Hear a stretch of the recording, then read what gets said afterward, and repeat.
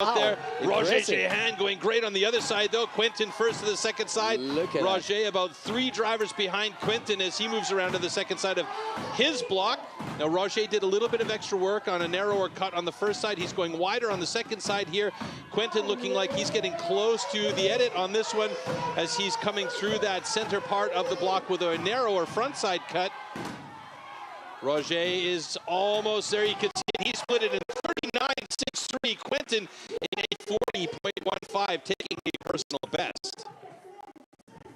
That's quite a start into this competition. Very, very nice start.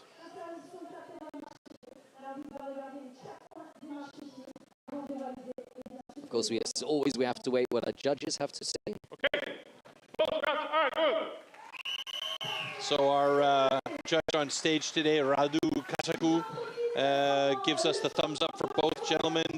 Really the only thing that can happen here in this situation as far as disqualifications is an early start on the block or cutting the footholds. You'll notice that these blocks have footholds that the guys are standing on, and if you cut into the foothold, that qualifies as a disqualification. So they have to be really aware of that. And here you can see those black lines what they've marked on the block with a grease marker to help them guide their drivers into the block. So you can see here on Quentin's side some really nice hits into the block, and there's Roger still relevant and still hammering hard at 58 years of age. He's looking great out there, and he is definitely one of those guys we keep a close eye on to be among the finalists here today.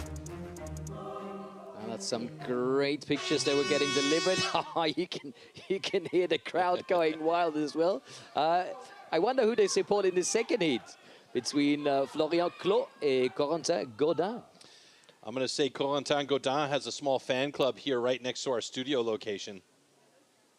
I still can't hear you because that siren was so loud in my ear. Okay. But that's great. I mean, look at that. Ready. The amount of people enjoying the Championnat de France here in Sarrebourg. Oh, that was a quick start by Corentin Gaudin. He got right into it. Florian Clos looking very good on his first side as well.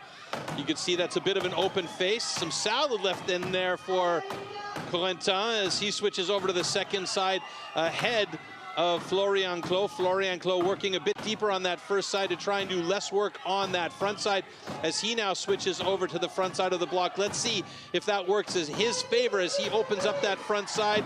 And Gaudin is through in 30.91, and he is happy about dropping a personal best on this one. Great job by Corentin Gaudin, and Florian Clos also with a 39.72 personal best. So this is something we like to see. We always say this, and it's repetitive, I know, but when these guys are dropping personal best, that means that there's improvement, and this is something that we really enjoy watching. Yeah, you could see the reaction now. It's brilliant.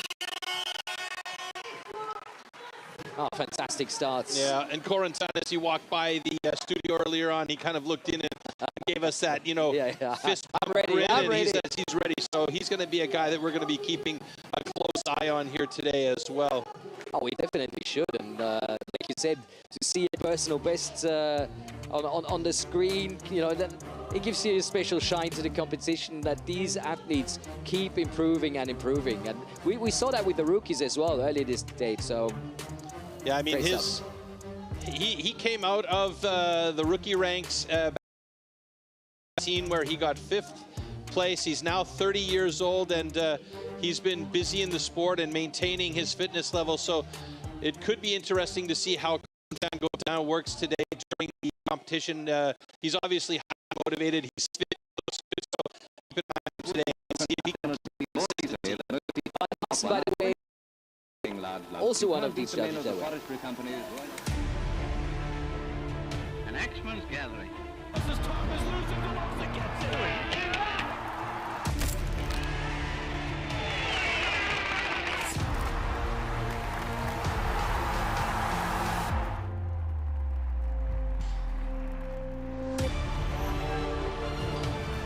Look at this, Cormac is playing a great game of catch-up.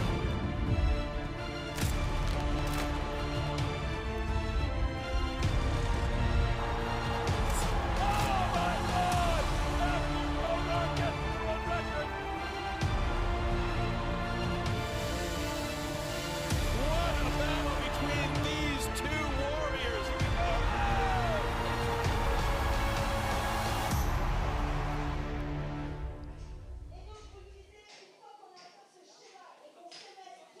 Beautiful clip here. 40 years of Steel Timber Sports, and seeing that history, I mean, yeah, it gives you a bit of a goosebump. The original extreme sport, right? Absolutely. One person I also want to mention is Bart Janssen. He's going to be one of the judges on stage. Correct. He is one of those legends of Steel Timber Sports, making sure that everything works fine.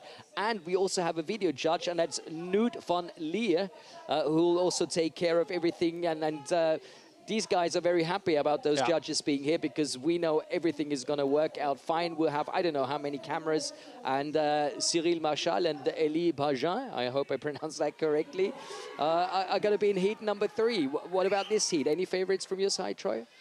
Well, Cyril's tail of the tape is definitely on his side. He, as you see, was the silver medalist in the National Pro Championship in 2018. He's kind of been up and down in his career. Elie Pagin is been working hard, obviously, to maintain his level. So let's see how he does today against Cyril, who's got quite a lot of experience. 3, 2, 1, go! Very good start from Elie Pagin. It almost might have been early, the way he got into that block. He was quite fast, but he's looking good. And boy, he got deep on that first side very quickly. I wouldn't be surprised to see Elie Pagin go over to his second side ahead of Cyril. Yep, he did it. He's about 1.5, 2 strokes, maybe even 3 strokes ahead of Cyril. Oh, but he had a little problem there. Got a big chip stuck on his axe, and he gets back into the flow. Now you can see the 2 different ways that these guys are cutting on that second side. Cyril going for a narrower cut, and Elie going for a wider, more open cut. Let's see if that works for him on this second side, and it has. Great job by Elie Pagin, 37.84. He's being a bit faster than Cyril Marchal at 42.78. Both of them are right in the mix, though, and at the moment, it is Corentin Godin who is leading in the underhand chop in the competition, as Bart Janssen, who we mentioned earlier, checks the block of Cyril there. Yeah, and Elie Pagin will be happy with that. You know, it's all about scoring those points, and you can see that the positions 2 to 5 are so close together. It's just fractions that make the difference, but you want to collect those points to make it to round 2 and hopefully to round 3. Something we should also point out, too, is this is not an elimination heat that we see on stage. Yes, absolutely. These 2 guys are battling against each other on stage. And mostly what that's about is just the adrenaline of having a competitor on stage with you. As we take a look back here now at the replay, so you can see that little knot in the middle of the block there.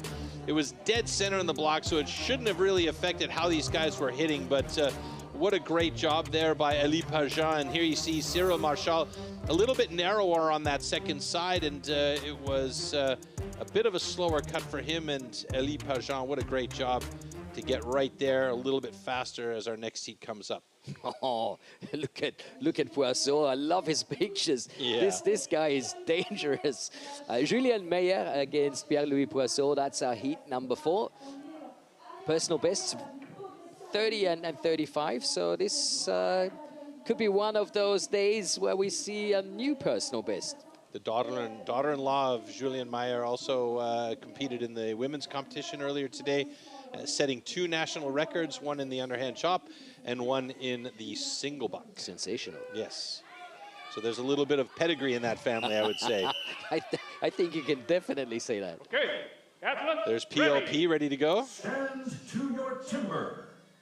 3, 2, 1, go! Perfect start.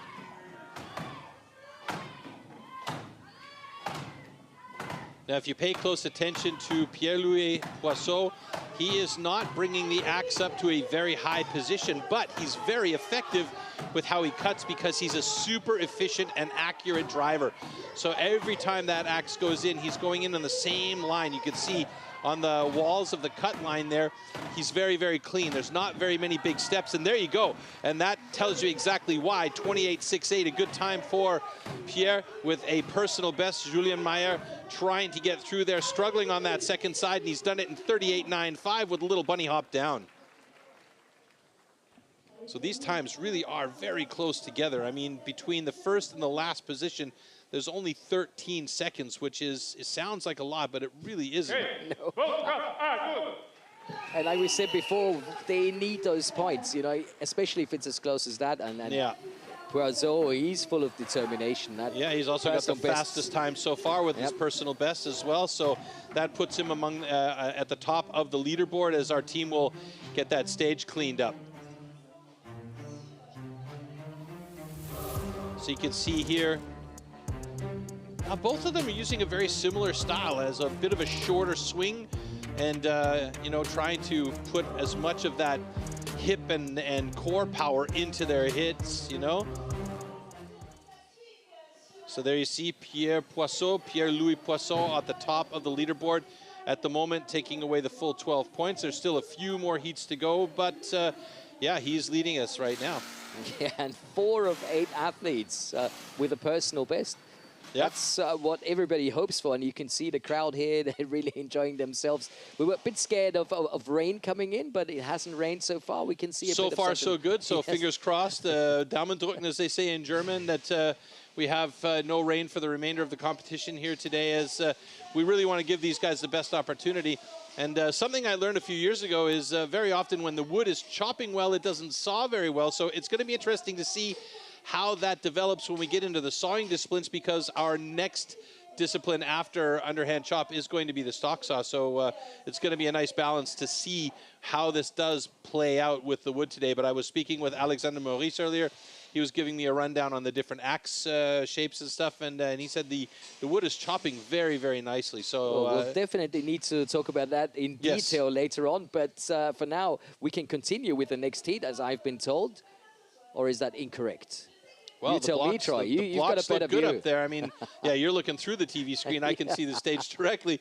The blocks are set. This, by the way, is one of the best places I've been to, because we've got the crowd really close. We've got the stage really close. It couldn't be much better. It's very I mean, I love it being close to the crowd, close to the action. It's the most fun because you're right in the middle of it. You feel the vibe. You feel the impacts of the axes, and you feel the excitement of the crowd as well. And there is quite an impact going on.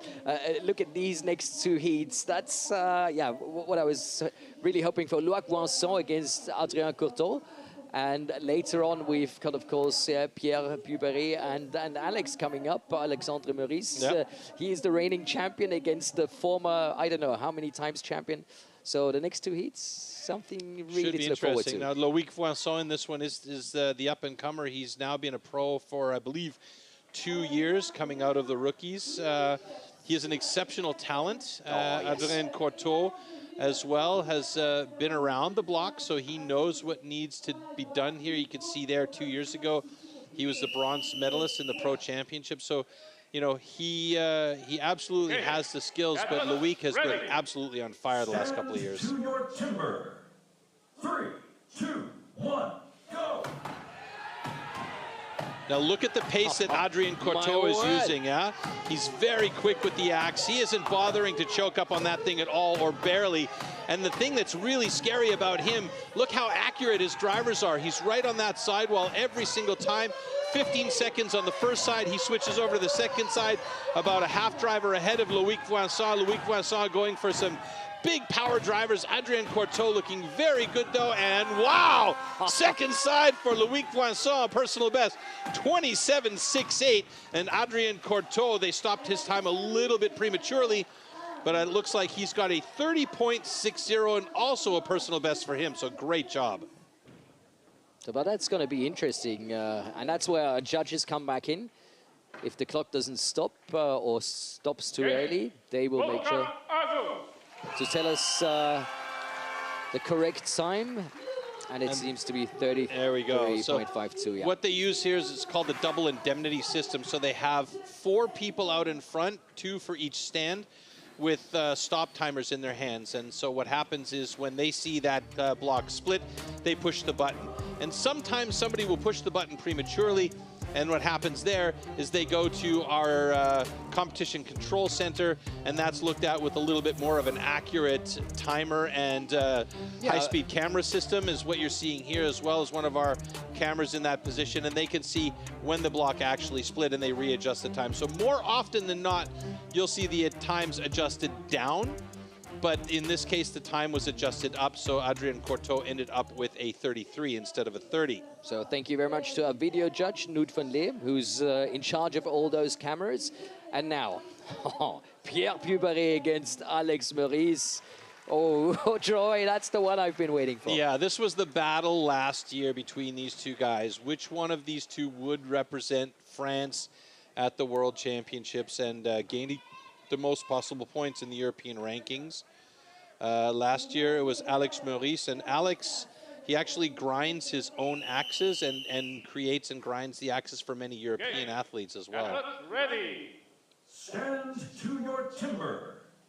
3, 2, 1, go! So Pierre Pubaret has been the perennial champion in France for a long, long time. He's basically 7 times in a row that he has won this championship, with the exception of a couple of years where he got skipped over. Last year was one of those years when Alex Maurice, the shorter of the two men, was actually quicker through the competition. You can see Alex Maurice doing a very good job on this block, got a little bit sticky there, and Pierre Pubaret slightly faster. Now Alex is struggling on that second side, has to do one more driver, 29.74. So that's going to put him in 4th place in the underhand shot. Pierre Pubaret is on a mission to take that championship back, and he is in the lead right now. Pierre angry, you know, and that's a dangerous man to have, you know, really fighting for it. Last year, of course, with the World Championship being in Toulouse, I think he was not too happy not to become the French national champion. Not at all. So he was an unhappy camper last year.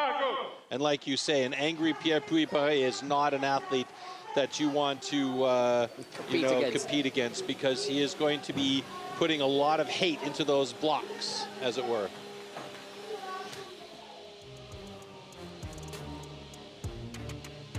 You can see here, he was just putting everything he had into it.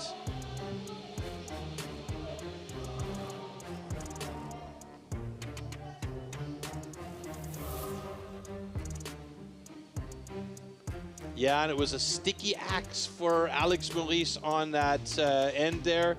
So it was just 1 or 2 drivers extra that he needed, and he needed time to pull that axe out. So unfortunately for him. Here are the points for the underhand shot. First discipline done. And Pierre Pubaret taking those 12 points like he was hoping for. Yeah, absolutely. Louis style. Poisson in 2nd place there.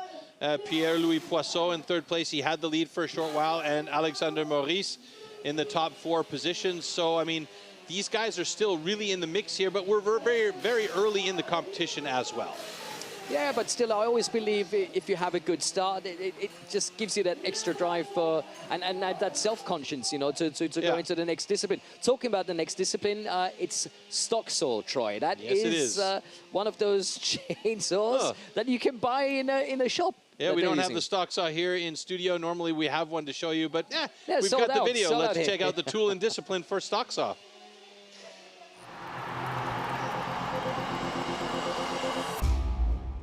The STIHL MS661CM stock saw is used in STIHL Timbersports as the ultimate test of operator skill. Designed for the toughest jobs in forestry, it produces approximately 7.3 horsepower, has a displacement of 91.1 cc, and weighs 7.4 kilograms. To ensure evenly and fairly matched saws, professional STIHL technicians prepare and test the saws before each competition.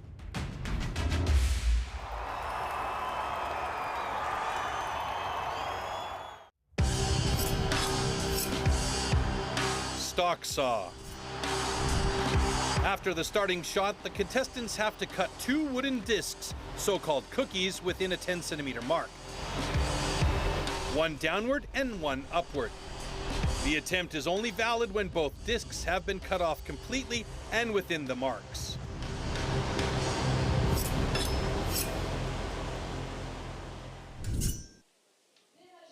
So these are the heats for our second discipline, the stock saw. Roger Géhin in that first heat. He is a very good stock sawyer. I'm not sure about Quentin Deck, to be honest with you. And we know that Pierre Pouille-Barré and Cyril Marchal are also excellent stock sawyers. So let's see if my little fantasy about if it's cutting good, it's not going to saw well, comes to fruition here. As we can see, these two guys are actually pretty well matched up as far as the tail of the tape is concerned, with just over 10 seconds each as their personal best times.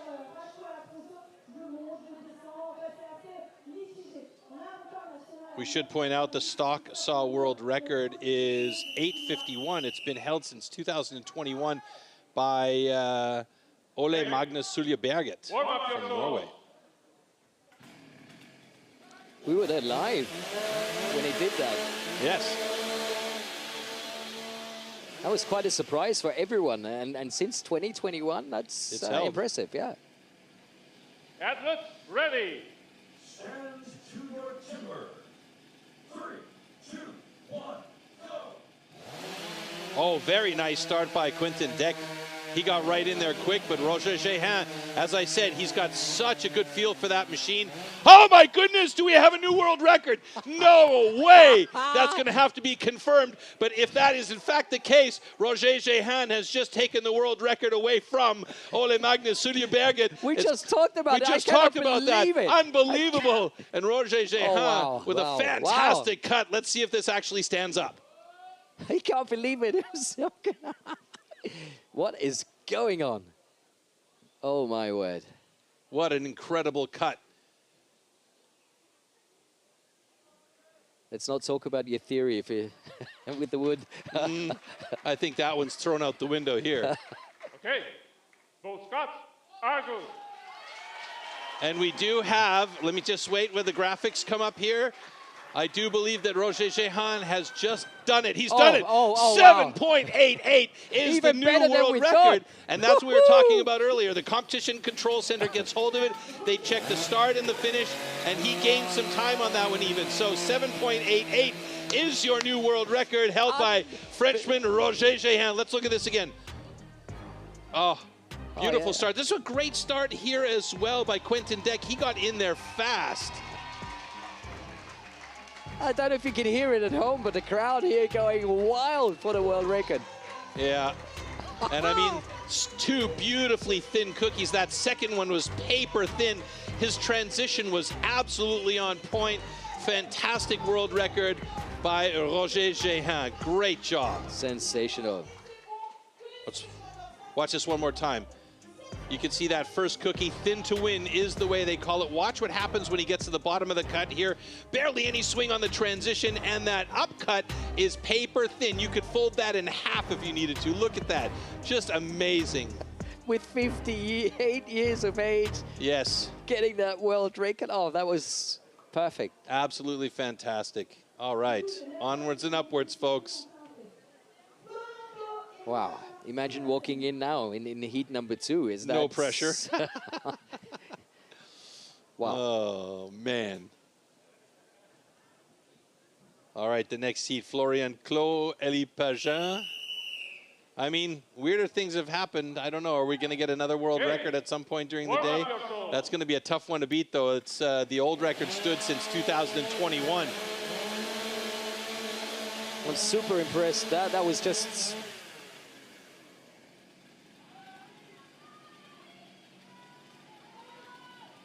Athletes, ready. Stand to your timber. 3, 2, 1, go. Oh, wow. That's going to be a problem for Florian. He's noticed it. He's gone back to recut Elie Pagin on the upcut. And he's going to have himself a 9.25 personal best and a 10.42 for Florian. Also a personal best. And a good thing that he noticed that first cut, because he did have a cutout at the top of his cookie, and that would have been a DQ had he not gone back and done a complete cookie. So good job by him, and still getting a personal best out of it. Great. Crazy. Okay, both Scots are good. So many smiles up there on stage. Crazy good start into this competition. Yeah, everybody's got a personal best so far and one world record in there as well. So you know, maybe it's the wood is sawing better than chopping. I have no idea at this point. Maybe that's your last chance of getting that theory. I'm a little bit twisted now, to be honest with you. Yeah, see right there, you can see that little cutaway. He realized it and then got back into it. The problem there is he's got to go over and give himself a complete cookie. That takes away a lot more of that 10 centimeters line that he's got to cut the 2 cookies out of. So he risks on the upcut going on over the line, but he did very well there to make sure that he was within that 10 centimeter mark. Great job. Julien Meyer and Corentin Gaudin next up in heat number 3. And we have the world record, 7.88, just set up 5 minutes ago. Fantastic. Now keep an eye on Corentin Gaudin here in this one. I think we may see a very good cut from this man.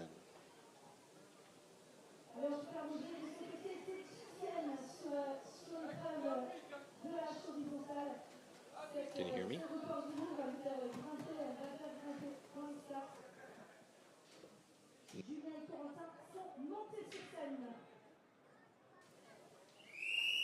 Okay, that's weird. Okay. Warm up your toes.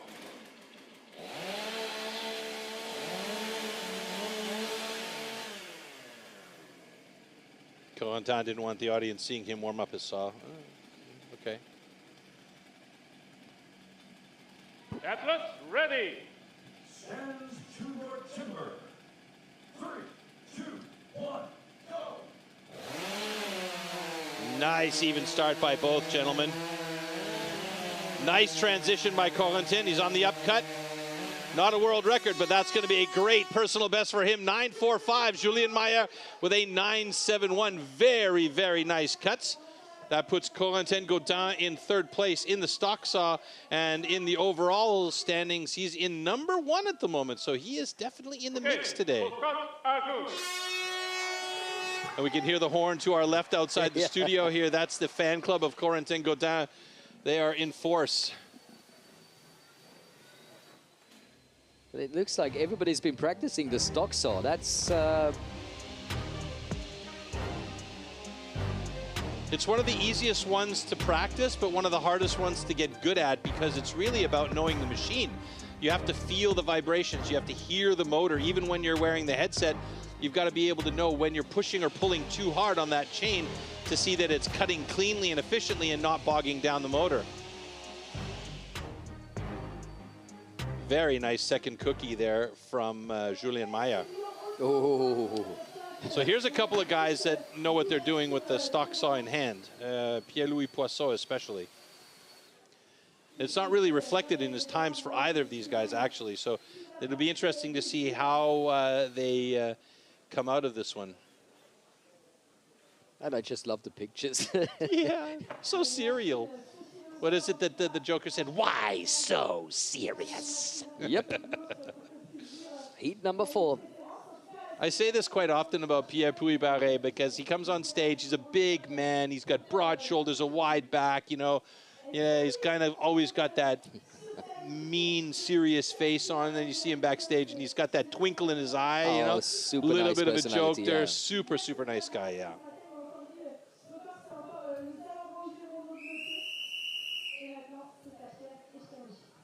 Okay. Warm up your toes.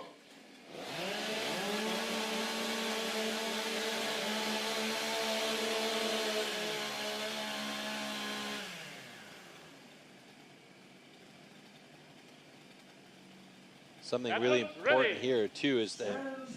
Explain in a second. 3, 2, 1, go. So something really important here is the guys have to have their hands on that block so that their fingers are in front of the line. And both these guys, really, really nice cuts here. Both of them, it's going to be Pierre Puy-Barré getting a 9.70, dropping underneath the 10-second mark, and a personal best for him. Pierre-Louis Poisson, a little bit slower than his personal best, so he is currently sitting at the bottom of the leaderboard here for our stock saw. Pierre Puy-Barré moves into top spot. You can see the orange square with the first place. He moves into top spot in the overall, and the little orange square with the black writing is he is in 6th place in the stock saw. I mean, I guess both athletes are going to be happy with the times because they're personal best, but definitely not with the placements.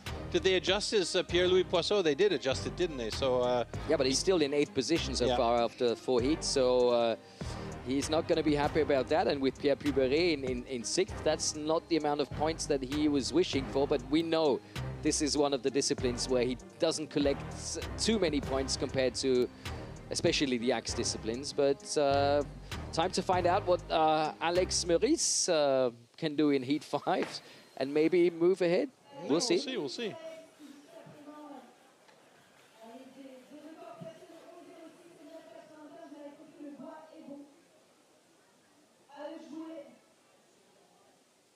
So the picture that we saw on the screen there was, I don't believe, the correct one. We've got Adrien Coteau and Cyril Marchal coming now. Correct, that's heat number 5. And in heat 6, Loic Voisin and Alexandre Warm Maurice. up your toes.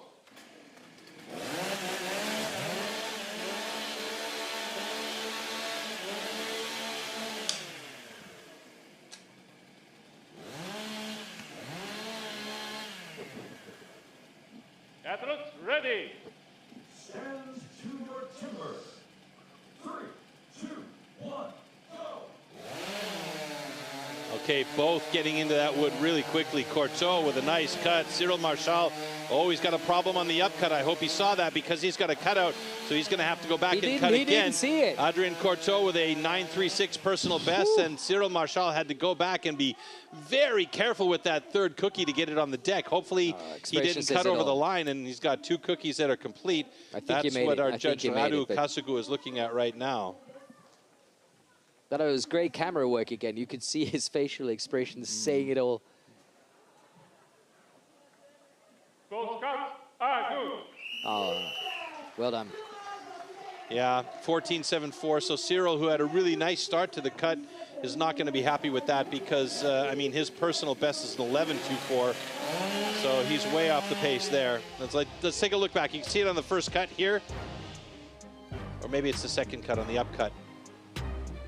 So here you see Cyril gets into it very, very nicely. Adrien Courteau as well. We're going to have to see on that upcut, though, on the transition. It's a fairly thick cookie on that first cut, so that created problems for him. As he goes up, he had to try and get a thinner cookie. You could see that bar cut out, so it was a super thin cookie. There just wasn't a complete cookie. Now he's got to go back and really be careful about that next cut to make sure that he's got an entire complete cookie on the deck, and oh, that was close.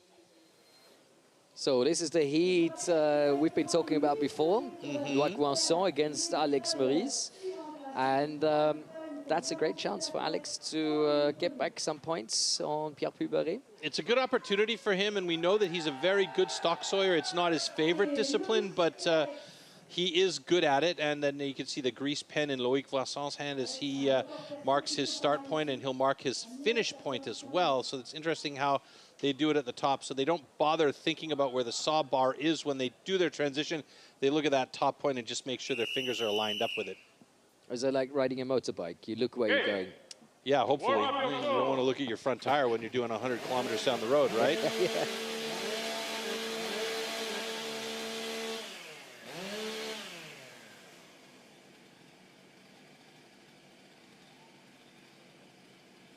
Athletes ready.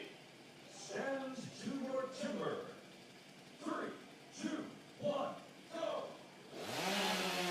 So Loic very quick on the pickup and entry into that block. Nice transition by him as well. Oh, Maurice. Alexandre Maurice struggling a little bit on the transition, and we've got a personal best for Loic, and Alexandre Maurice with a 10. Let's see where he's sitting here. Alex Should be 9th if I'm not mistaken. Oh yeah, his 9th position. 9.92 after adjustment, so he's got a personal best. And what we're looking at here is of the 12 athletes that have competed, 11 of them have 10 of them have personal bests, and one is walking away with a world record. That's crazy. Actually, that is crazy. Yeah. So I guess we could say that the wood is sawing very well today.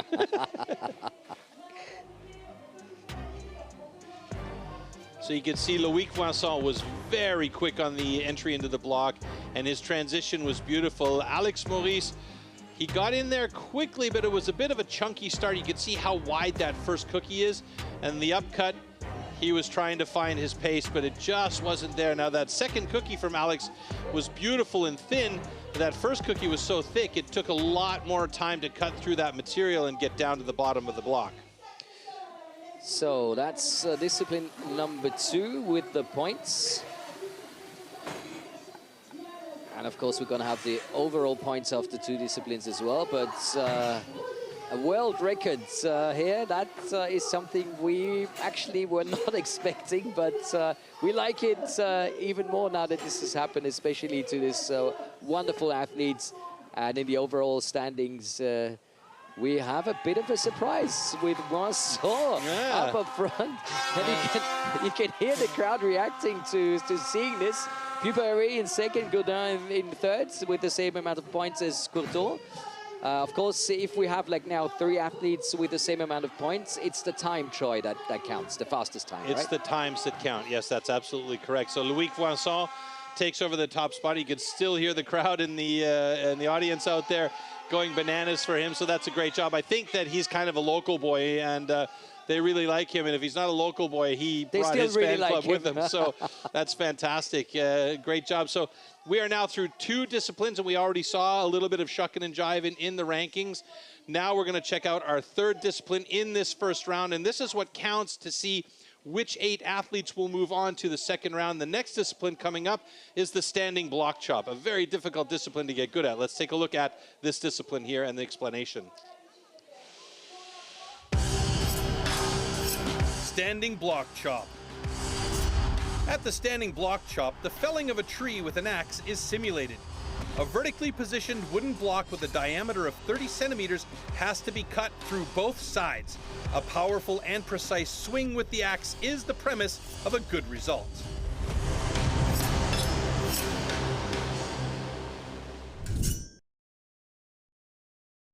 In the studio, and the standing block chop heat is about to be shown.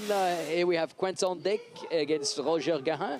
Florian Clos against Julien Mayer in heat number 2. Heat number 3 consisting of Pierre-Louis Poisson and Corentin Godin. In heat 4, Loïc Vincent and Cyril Marchal. In heat 5, Elie Pagin and Adrien Courtois. And in heat number 6, again it is Pierre Pupari taking on Alexandre Meurice. And we are ready for discipline number 3 in this round 1. Of course, like Troy said before, only 8 athletes will proceed to round number 2.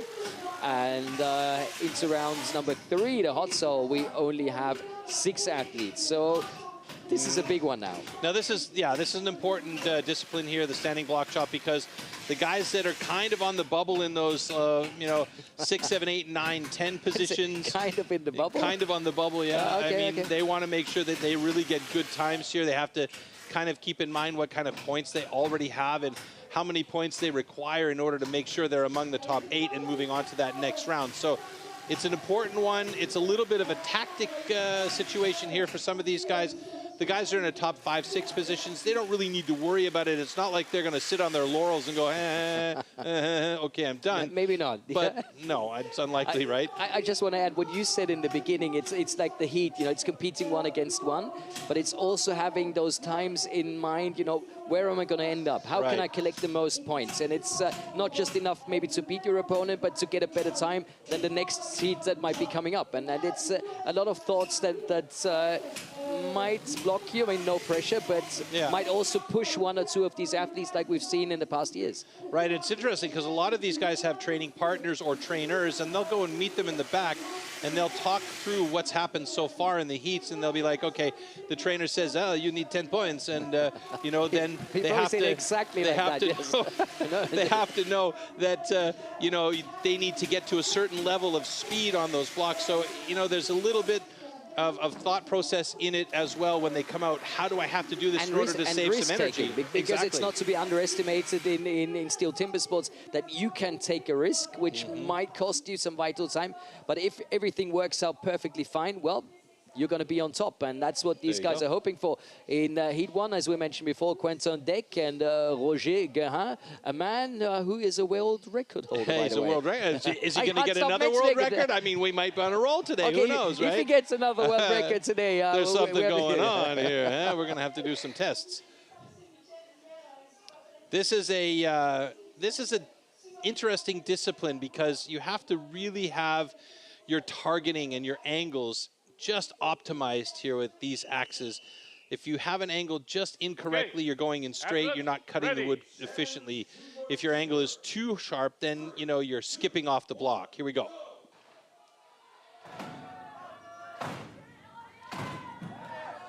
So big age difference between these two guys here as Roger Guérin has to do a little bit of house cleaning to get rid of a piece of chip off of his axe. Quentin Deck really going for it. Roger Guérin switching to the second side of his block, about a half driver ahead of Quentin Deck. And now they get going on that second side. You can see those chips flying for both of these guys. There are going to be no world records falling here, that's for sure. But it's about trying to get the fastest time possible, as we were mentioning, to try and get in among those top 8 athletes. And right now, Roger Guérin is a little bit on the bubble as he has dropped his block at 40.22. And Quentin Deck with a personal, 40.22 was for Quentin Deck, excuse me. Roger Guérin with a 43.05. So Quentin Deck has got himself a PB in the books. I just love those facial expressions. No need to say anything, you know. They're just. But what about the judges, Troy? Looks like they're having this under review. I didn't see a flag on the play. Did a flag go down? And the only thing I think could be the reason here, and it looks like right now, Radu is going to head over to the competition control center. Yep. So the only thing I think could be the reason here is an early start. So they'll go and look at the competition control center and get onto those slow motion cameras. And here they are now. And this is the heart of the system. So what they'll do is they'll look at each of the various angles from the ultra high speed cameras and then see where it is from the start gun to impact of the axe in the block, if that is in fact what they're looking at. Or do you think that maybe it's about not having a straight stroke on the last one, but a twist of the ankle? No, that's something that happens mostly just in the springboard. I think it's going to be about. Okay, ladies and gentlemen.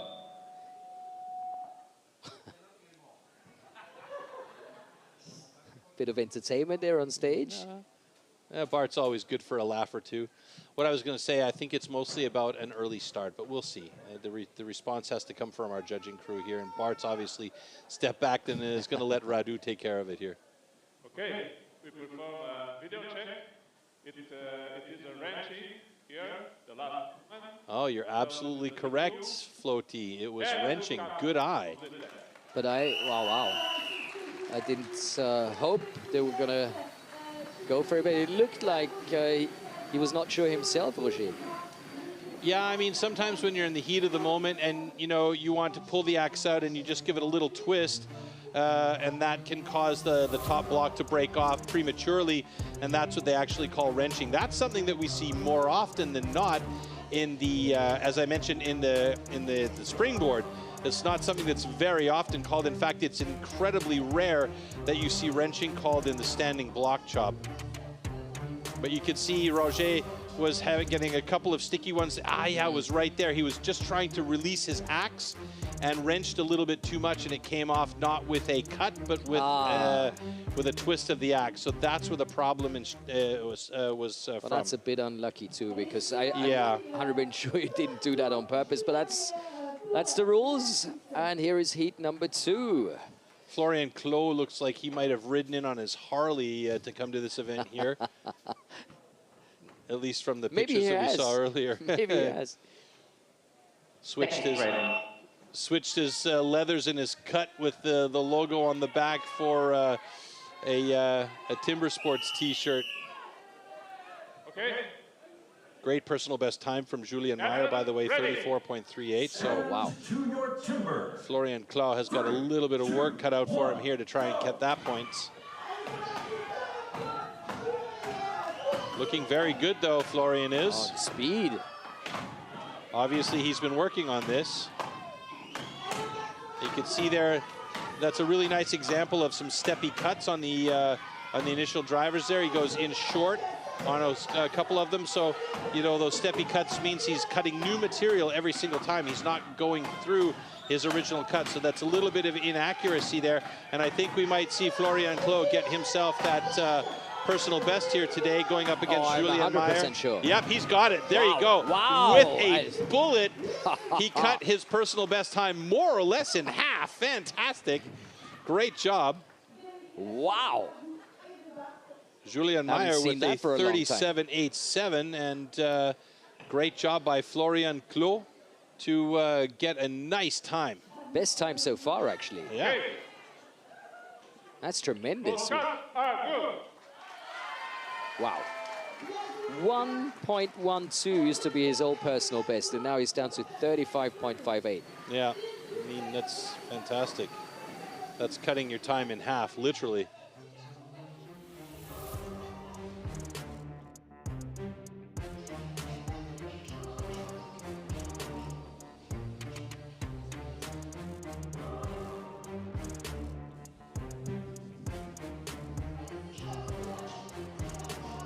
Yeah, you can see here, there's a lot of salad on both of these guys' cuts there.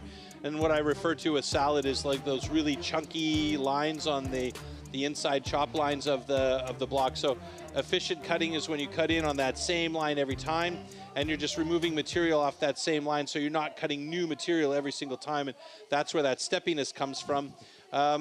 You know, it's just about time on the block. So some guys can get away, you know, like a Braden Meyer from Australia can get away with that steppiness because he's got so much power. But he's a 1 in a million. Yeah, and he just goes in there with a pace. It's like, and he's just hammering that block away. It doesn't matter. He's going through so fast. His accuracy doesn't matter. So try and imagine a guy like Braden Meyer with that kind of accuracy. He'd be an absolute killer on the standing block chop. Which he already is. Which he already really is, you know, so yeah, it's a wild situation. And if you see the guys that are really, you know, you don't see them hitting as fast, but they're hitting really effortlessly. It's like accurate is slow, or accurate is clean is fast. So, but the progress that STIHL Timbersports has made over the last few years is incredible. And things like you just mentioned, the pace and the style and everything has changed and developed. And I can't believe it, but STIHL Timbersports has a 40-year jubilee, which is crazy. And of course, we've got some pictures going with that 40-year jubilee. I wouldn't mind being 40 again. STIHL Timbersports is gearing up for the 2025 season, celebrating 40 years of adrenaline-fueled logger sports history. Since 1985, the original extreme sport has grown from a U.S.-based event to the pinnacle series of global competitive woodchopping with athletes and competitions in over 20 countries worldwide. Get ready for an axe-exhilarating season filled with passion, precision, and pure power.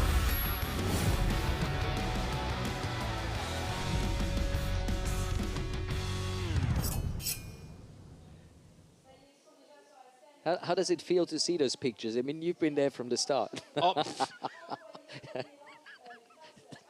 Okay.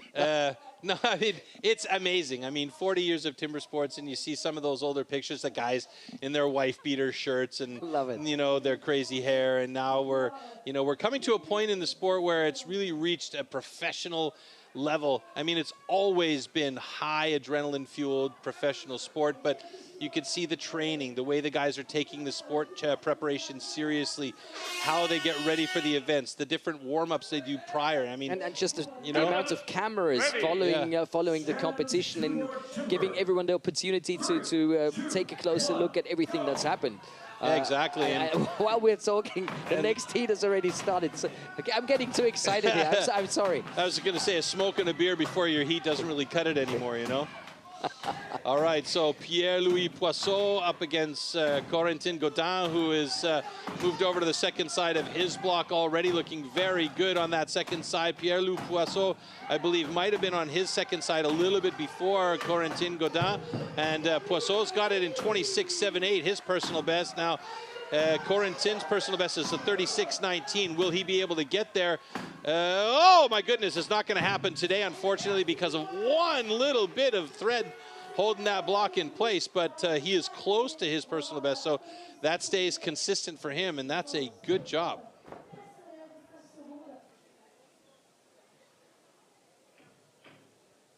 Okay, those cuts are good. Here I am, I'm there. Where did he go? Oh, he's going to be happy with that, I'm sure. Yeah. And it's again about claiming those points, and then positions 2, 3, and 4 very, very close together again, and then it does make a big difference. Now you can see Pierre-Louis Poisson, those first two drivers on the bottom of his block, he got really, really sticky. And here, Corentin with some really nice drivers, but again, the accuracy not quite there. But that will come with more time on the block, and that's really what it's all about. Last couple of drivers here from Poisson and Corentin.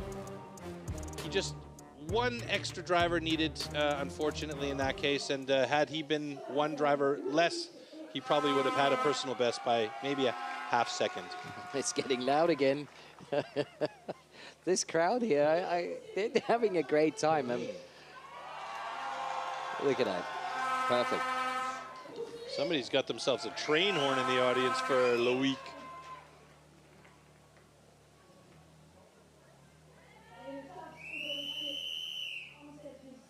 Athletes, ready. Stand to your timber. 3, 2, 1, go! Good start by Loic Poisson. Look at him go.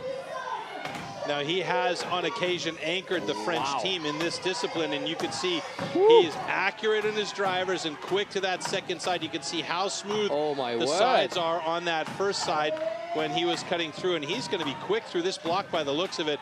3 or 4 more drivers for Loic should do it. Yep, there you go, 25.95 for Loic Poisson, as he's got himself a personal best. Cyril Marchal very close to those security screws at the top. He's got to be careful. And a 35.46 for Cyril. And again, 8 athletes, 4 personal bests. This, for me, is the best French national championship I have seen. Yeah, it's amazing. And look at the joy in his face, having a good time as well, not only competing on top level. The question is it joy of competing or relief that the heat is finished? I know what I choose. Like, the other thing we have to mention and point out as well is something that Alex pointed out to me, is that there is a crop of more than 20 young rookie athletes that are exceptionally talented. And that puts a lot of pressure on the pros that are competing right now, because they know that in order for them to continue to compete at this level, they have to stay on point with all of their training, knowing that there is so many young and talented athletes coming up.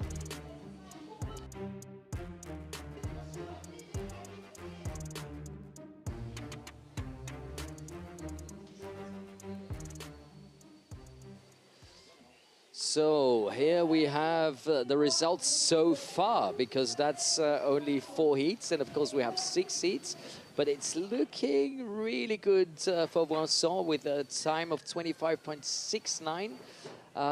Do you think anyone's going to be able to beat that in the next 2 heats, Troy? Well, we got a couple of guys still coming up. Elie Pageant, Adrien Courteau, Pierre Pouy-Barré, and Alex Maurice. I mean, Pierre Pouy-Barré, I mean, all day, every day. I mean, you know, put an axe in his hand, and especially like we mentioned, right off the hop and the underhand chop, he's an angry competitor right now because he wants back to the top of that podium. So I imagine that he might put down a very, very good time. That's not to say that Alex Maurice or any of the other competitors, Adrien or Elie, won't come in and say, no, this is my block here. You know, I'm going to win this one. So among the 4 last athletes, you could toss a coin and go, okay, that's my guy. And of course, all of these athletes not only want to win this national championship, but they also want to compete on a top level to be in the top 8 of the European ranking to make it to the World Championship. Yes. That, of course, this year is going to be taking place in Milano. And if you want to, I don't know, get a bit of a feel for that, well, we've got some pictures for you coming up.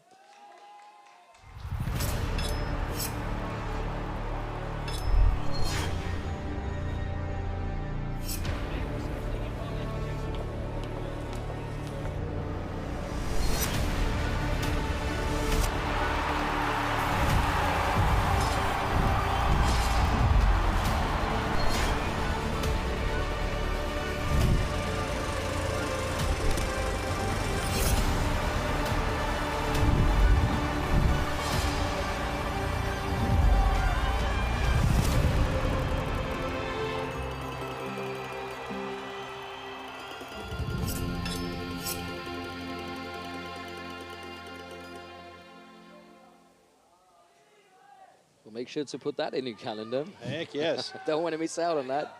All right, so let's see if they keep putting the wrong picture up for Adrien Coteau. It's Alexander Maurice there. So you can see Elie Pageant on the right-hand side of your screen there, Adrien Coteau on the left-hand side of your screen wearing the ball cap. A couple of guys that are very, very solid in this discipline. They've got a beat 25.69 from Loic Vincent in order to take the top in this discipline. Here we go. 3, 2, 1, go!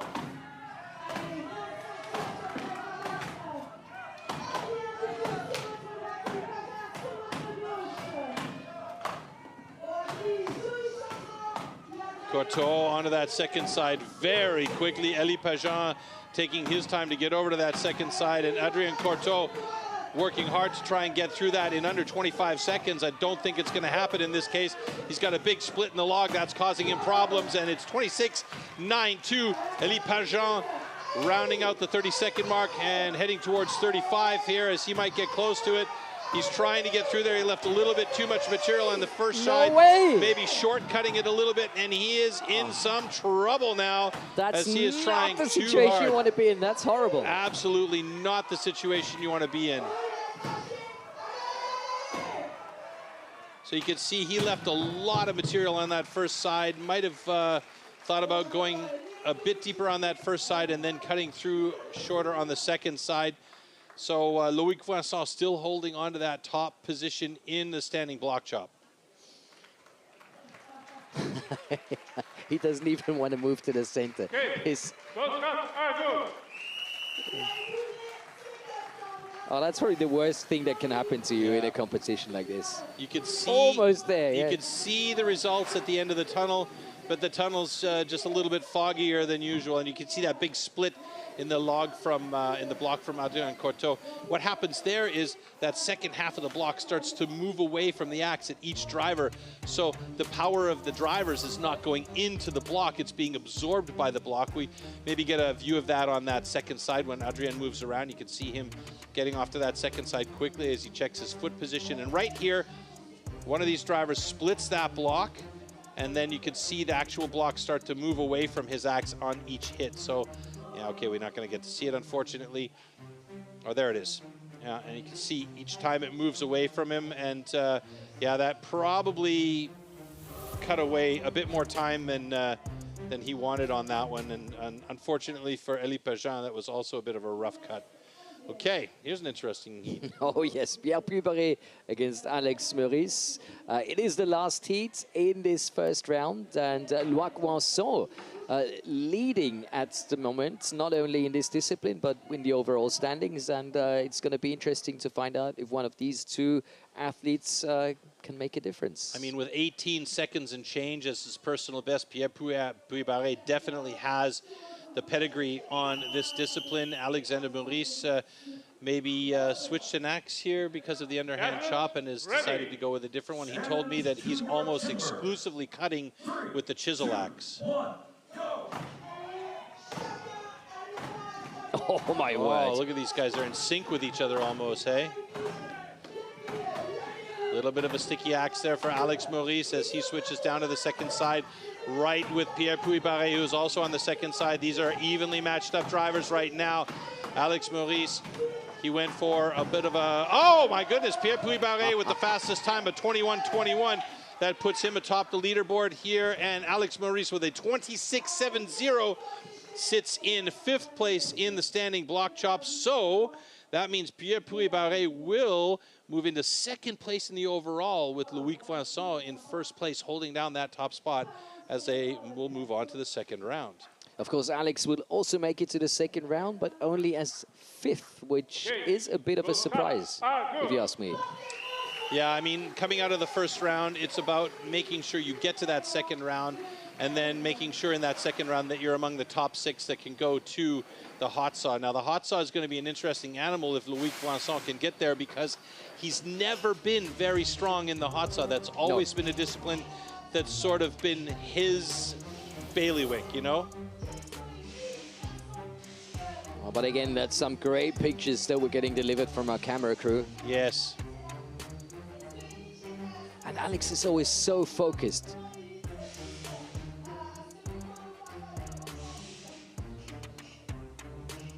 So not his fastest time for either of these guys, in fact.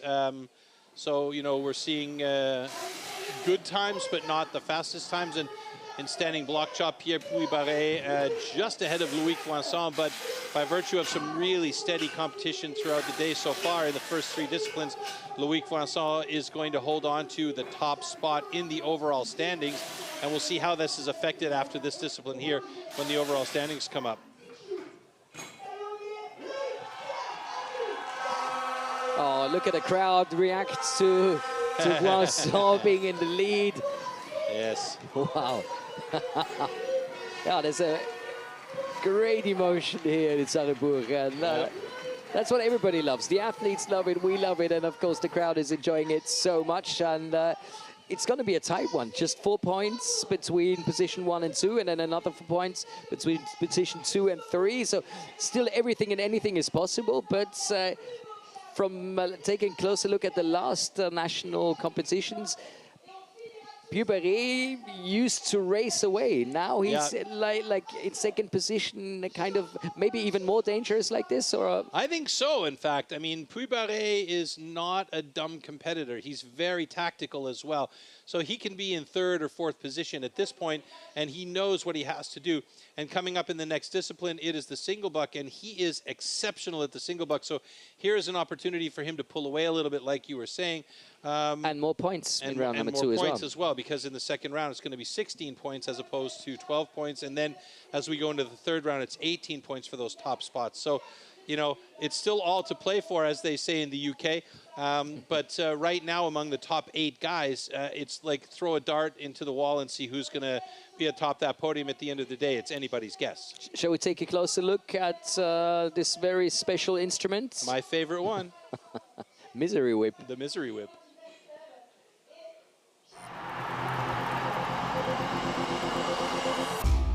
The 2-meter-long cross-cut saw used for the single buck discipline is made especially for competition. A series of consistently patterned 10-centimeter-long teeth are cut with a laser on one side of the saw and then hand-sharpened. Saw teeth are divided into 2 types, cutters and rakers, just like on the old-school saws. The saw weighs about 5 kilos, and its base price starts at around 1,500 euros.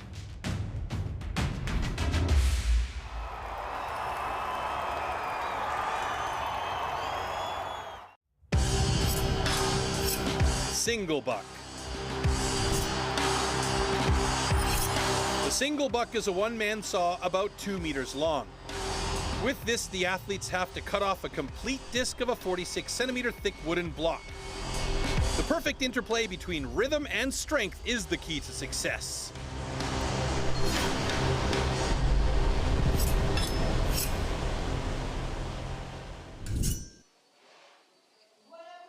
A classic flash of the 2 young men in the box.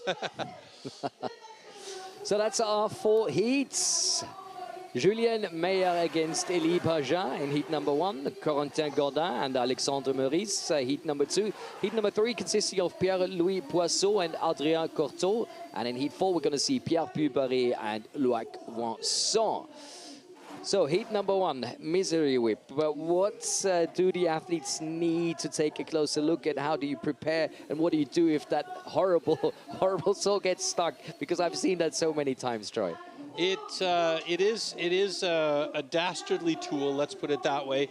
If you change the angle too much, those 10-centimeter long teeth are going to lock up on the wood, because it does have a curved angle to it. So like the saw blades itself are actually in a curve. So when you're cutting straight through, it is cutting a little gully inside the wood. So if you change the angle even slightly, those teeth can hook up on that little edge or side of the wood on the way in through the push or on the way out through the drawback. So you really have to saw straight. The beautiful thing about the single buck saw is that it's such an efficient cutter. In theory, you could just push it back and forth with one hand and it will do the work. Yeah, it'll take 10 minutes to get through the block, but it will cut through the block. So these guys really have to focus on making sure that they're sawing straight and making sure that there's no angle on the saw. And when they get to the bottom of the cut as well, not to twist the saw at all and break off a portion of the disc and leave a tab at the bottom. And interestingly enough, we saw somebody do this, but they left their tab at the top. So, wow. or rather they they broke out at the top, so they had to reposition the saw at the very top that sounds horrific. Begin their cut. That's that happened in the rookie competition. So yeah. Oh, sun's out, guns out. Here we go. Showing the pipes for the ladies in the audience.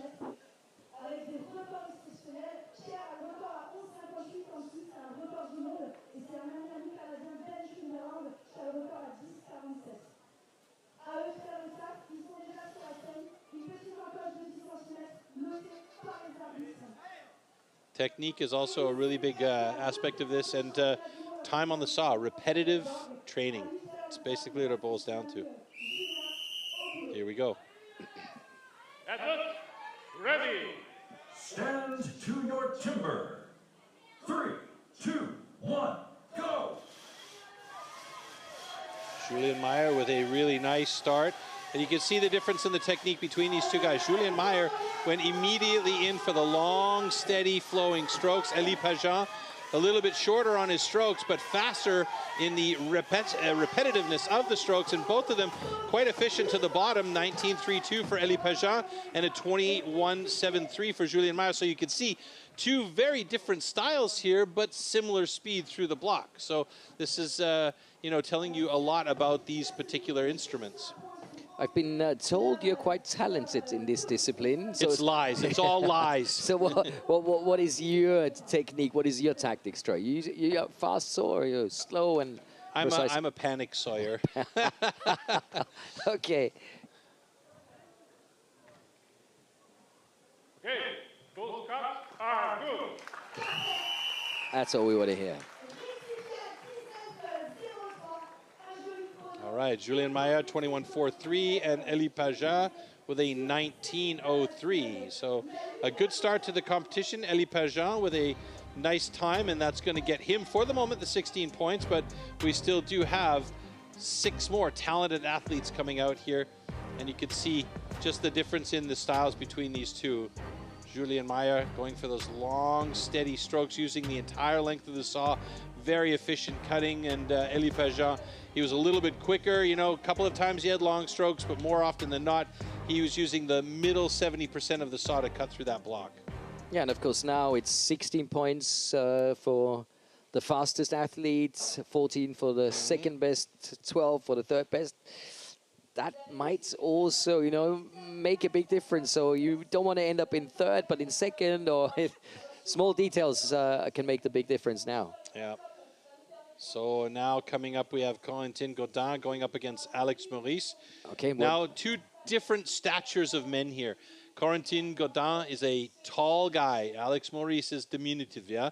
Alex said to me earlier on, because I said, you know, I said to him, matter of factly, you're a bit of a technician. He says, yeah, I have to be. I'm not big, you know? And it's true. He is an absolute tactician, and he also has a very fast personal best time here on the single buck. So if he can stay consistent with his way of cutting, then he will do very well here. Now, the difference also between these two guys is Alex is not using spiked shoes, whereas which always Corentin surprises Godin, me. why would you not use spiked shoes? Some guys are more comfortable not changing their shoes in the middle of a competition. That's just the way they are. I mean, Okay. you know, but you could see Corentin has spiked shoes, so like shot put or javelin shoes with the big spikes to get better grip on the floor. So that may bode well for him. To your timber. Let's see how they're cutting. 3, 2, 1, go! Very nice start. Excuse me. And you can see Alex is using the entire length of that saw to his advantage, and he is right close to the bottom of that cut. Should do it in 17.28, and Corentin in a 20.40. Good time, not as fast as time, but solid. He's got himself third place right now. Alex Maurice atop the leaderboard with a 17.28 unofficial time at the moment. No personal best so far in this discipline. Interesting. So my whole chopping, sawing thing again. That's what I was right out the referring window, to. yeah. Okay, both guns are good. All right, official time's now locked in, 17.08 for Alex Maurice. Corentin Godin with a 20.18, 3/10 or 3 seconds 10 off the pace of our fastest Sawyer here.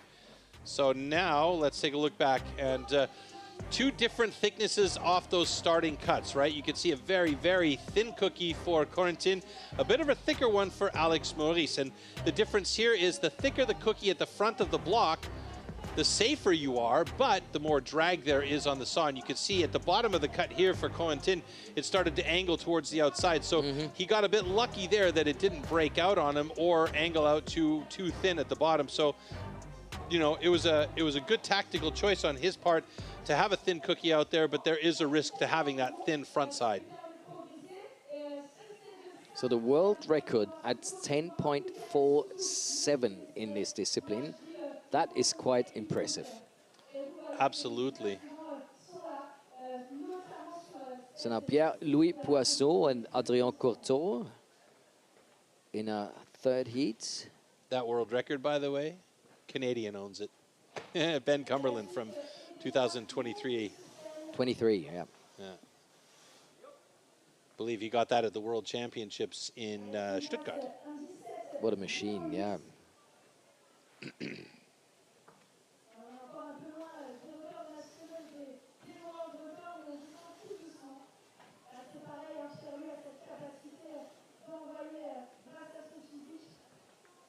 So Pierre-Louis Poisson, PLP, against Adrien Courteau, whose picture is still not correct in the mask up at the front.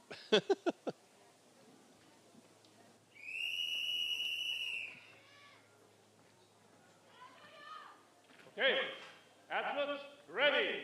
Stand to your timber.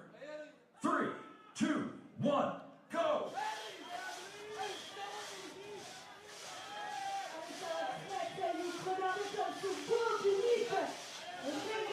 Yeah, look at this. Adrien Courteau using the entire length of that saw. He's going tip to knuckles, and he's got pace. Pierre-Louis Poisson also looking very good. This is pretty evenly matched up towards the bottom. A bit of a sticky runner for Poisson at the bottom, 20.25 and 21.01. Very, very close heat between these two guys.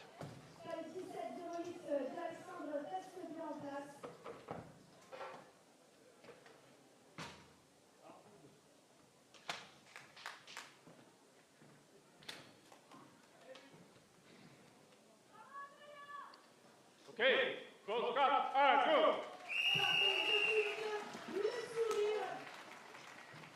Okay, very close matchup between those two. 20.01 after adjustment for Poisson and 20.26 for Courteau after adjustment. And it was a nice heat, actually. We saw a real good start for both of them. You could see Pierre-Louis Poisson, he got that saw going right away. He got that dance going right away, and he kept that saw moving.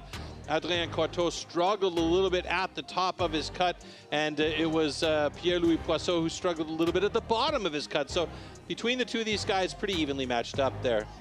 And the two strongest competitors still to come with Pierre Pubaré and Loic Vincent. Yep. And I have to repeat myself, it's all about collecting those points and not just going through to the third round and the hot saw, but just having enough points so you can go in there comfortably, not with all that pressure, because we know what happens to people who are under pressure and doing the hot saw. You also have to remember, too, that the higher up you are after the second round, it's in reverse order of the results of the second round. So you get to, if you're in first or second position after the second round, then you get to watch and see what the other guys have done, and you know if you really have to focus or if you can kind of doodle your way through the hot saw. That's a nice wording.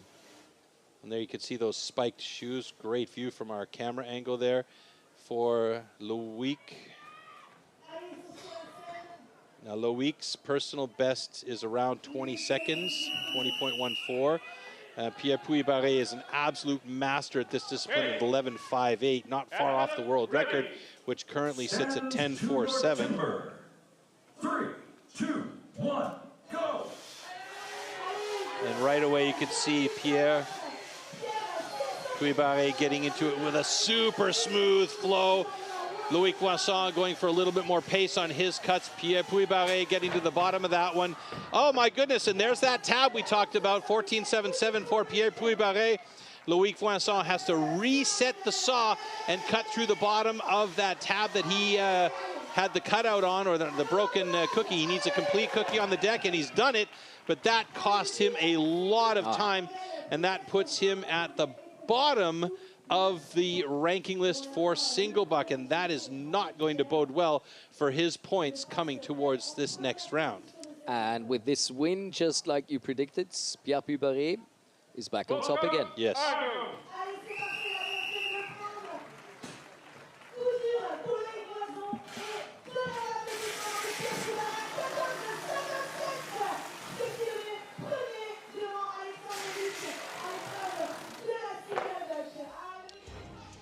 So let's take a look back at this again, and you can see the absolute skill level for both of these guys. But on Loic Poisson, and he got to about the 3/4 mark of his cookie, and he twisted his saw and broke off the top part of his cookie. So what happened there is he needed to reset the saw in position, and we should see it here any second now. As yep, there the saw got stuck, it bowed away, broke the bottom of the cookie off. You could see a little bit of panic in his eyes, but then he calmly set the saw in place, made sure that it was lined up, and had the cut. And meanwhile, it was done and dusted for Pierre Puy-Barré on the other side of the stage. And here, it was just about making sure that he got the rest of that cookie cut off so that the judges could puzzle those two pieces together and make sure that there was a complete one on the deck. And you really have to stay calm. For me, this will be horrific. Oh yeah, my heart would be beating hard. So here we have the results of the single buck. As mentioned before, Puy-Barré claiming those 16 points. Maurice going home with 14, and Pagin with 12 points. And that, of course, brings some changes in the overall standings. Puy-Barré now up there with 45 points. That's a 9-point lead to Maurice, and Poisson and Poiseau still there in top position, but it's going to be tough. They're going to have to collect some points. So Poisson has an opportunity here to get up there, 10 points back of Pierre Puy-Barré. Alexander Maurice just a few points back of Puy-Barré, but you notice that Alexander Maurice went from 5th position up into 2nd position after this discipline, as coming out of the single buck with the 14 points. So, I mean, he's got himself in a good spot now. Now, coming up next is the discipline that is the cat's meow, or if you're not a cat fan, it is finicky, because it is the springboard.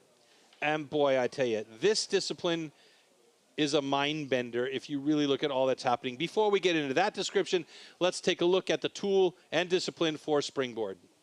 No, I think we can take a closer look at the wood itself that we're talking about. This is good too. Because we do a lot of chopping, we do a lot of sawing, but very often we get the question, where does that wood end up? Where does it come from? And we have an answer to all these questions. Trees.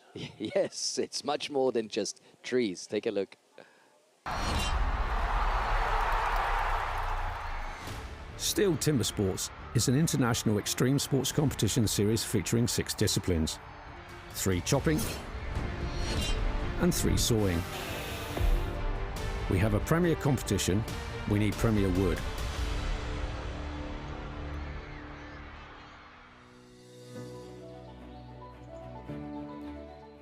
biggest challenges that I face as part of my role is to ensure that our competitions are supplied with the highest quality wood.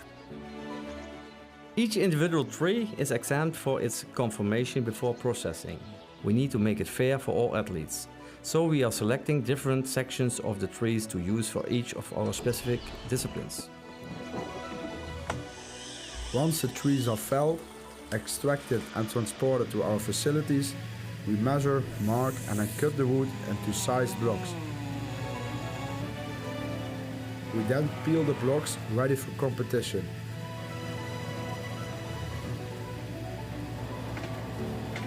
After careful selection, the blocks then leave our yard and are distributed internationally to our STIHL TIMBERSPORTS competitions.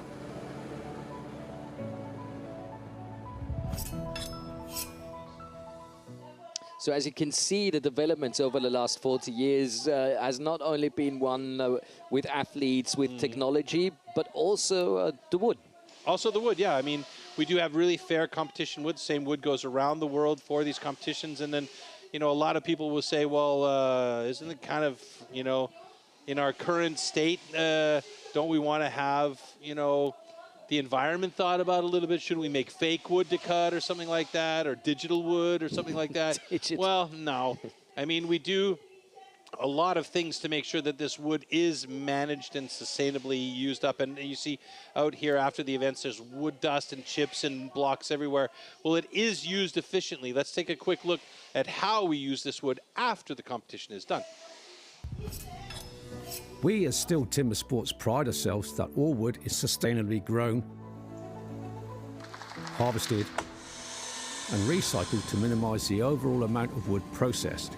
Firstly, this popular wood is grown on certified plantations. Secondly, the white pine for our sawing disciplines is only sourced from certified forest management.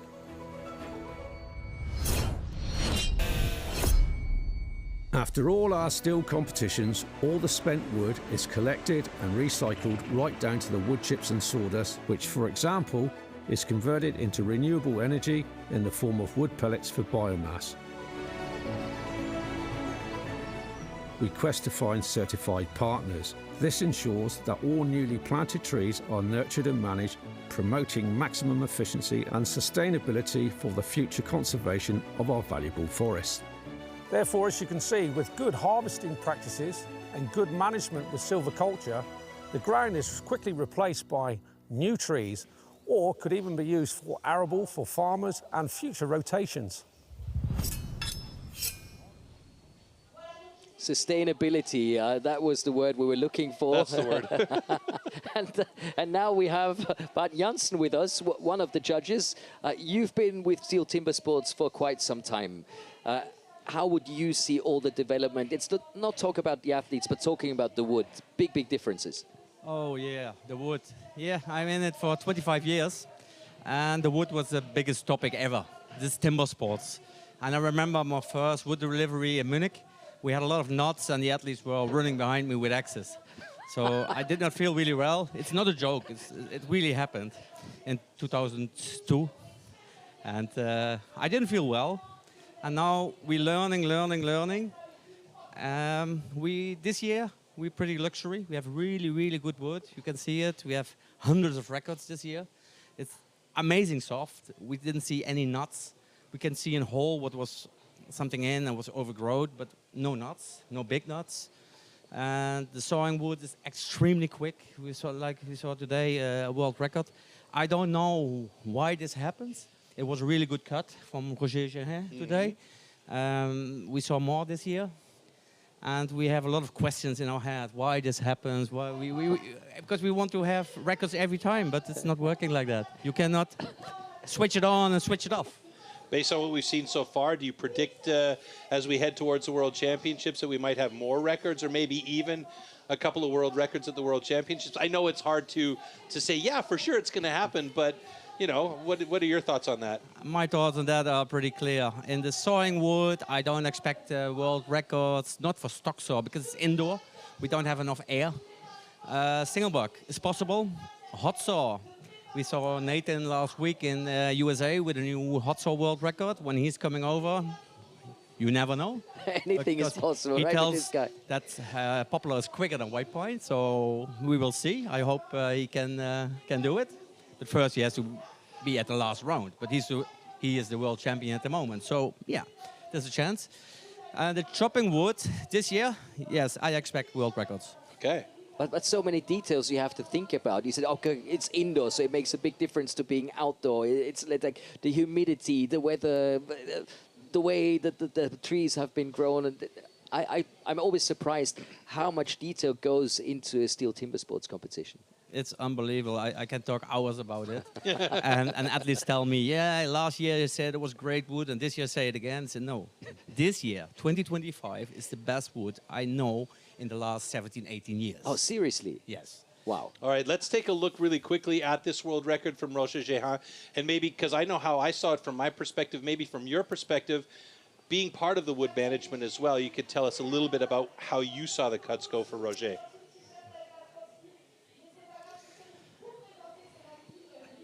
His start was not that quick, but in the wood it's flying. We did take off 10 centimeters from that block. The change was good. It's amazing quick. And it's a very thin second cookie as well. It's risky thin. Both cookies were not more than 1 centimeter, but they were complete. So I think one of the first things that Troy taught me was thin to win. And obviously it worked this time. Every movement costs time. So when you go 1 centimeter, you go 5 centimeters, it's time. It's all about the clock. Wow. But he had the perfect RPM. It was not that block was quicker than the other one, because you see different runs, and next round block number 2 was quicker, then again that one. So yeah, he was really lucky, but I don't promise that we'll beat it again.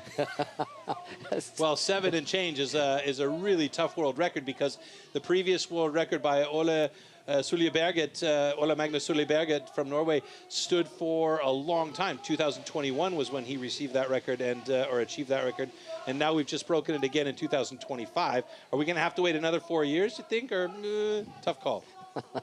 Maybe longer. Oh, wow, and that coming from you, Bart.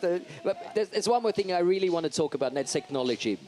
When we see, the video judge getting involved, and then so many, is there anything that has not been taken care of so far? Is there any situation that you as a judge fear on stage that might be happening where you cannot find a solution? Or do you think everything is covered at the moment? I think we're pretty close to cover everything. Cool. We have a lot of technology. We have the competition control center. We have 4 or 5 cameras on deck, so 2 cameras per person, 100 frames per second.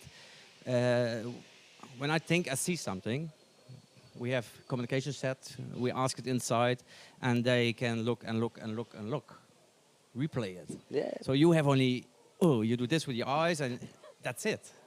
But when you can replay it, and then different story. In a split second, we have it back on our phones. You see it. Yeah. But we talk to the athletes a lot of the time when we get the chance, and it seems like they all think this is a perfect system and everything works. So everybody gets out there and knows, okay, this is going to be a fair competition, and I feel comfortable. And I can just focus on competing. Mm-hmm. I think we changed a lot in 20 years. I mean, look in the normal world, what all changed with apps and things. So we had also to develop. All right, so speaking of development, we're at a point now where we're seeing high-level athlete training, a lot of warming up beforehand. Like I mentioned before, it's not a beer and a cigarette before they go up on stage to do their heats.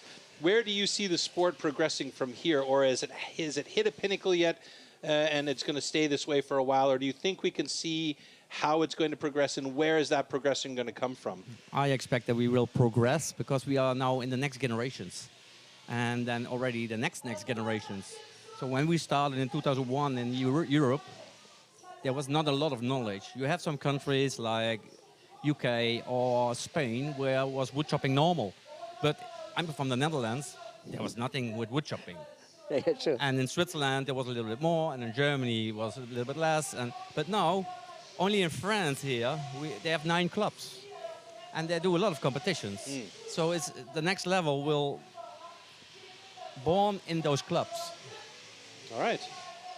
Well, Bart, it's been a pleasure having you here. Thank you for those detailed informations, and we are ready to find out who's going to be on top of the French National Championship this year. You're welcome, and enjoy the last 2 events. Oh. We got to see who gets on top of the tree first, though, right? But it's always the hot saw. Oh, it's always the hot saw. You know. Yes. The maker or the breaker, yeah, right.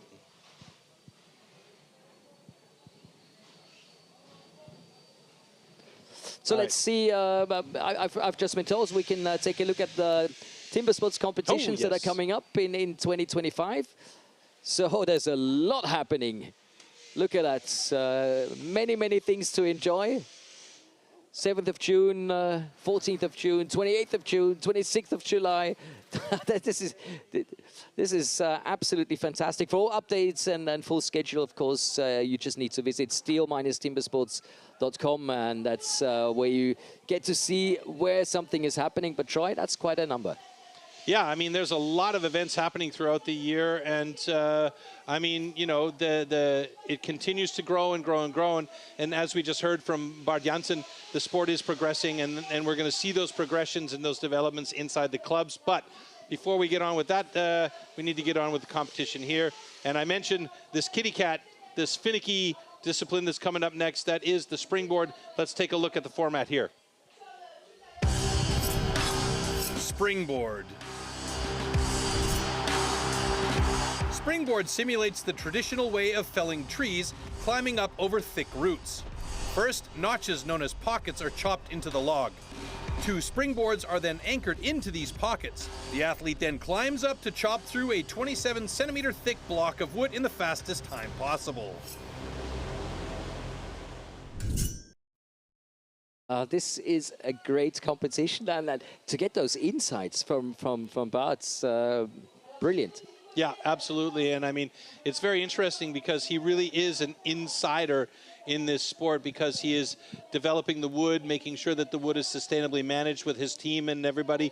And you know, it's from a deep sense of knowledge that he brings that information forward to us.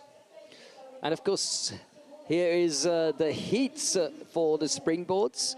Oh my word, this is going to be a classic. Meyer against Pagan, Godin versus Maurice, Poiseau versus Coteau, and then we have Dubarret against Vincent. And this might already a bit of a, I'm not going to say decider, but I am going to say decider, Troy, for me.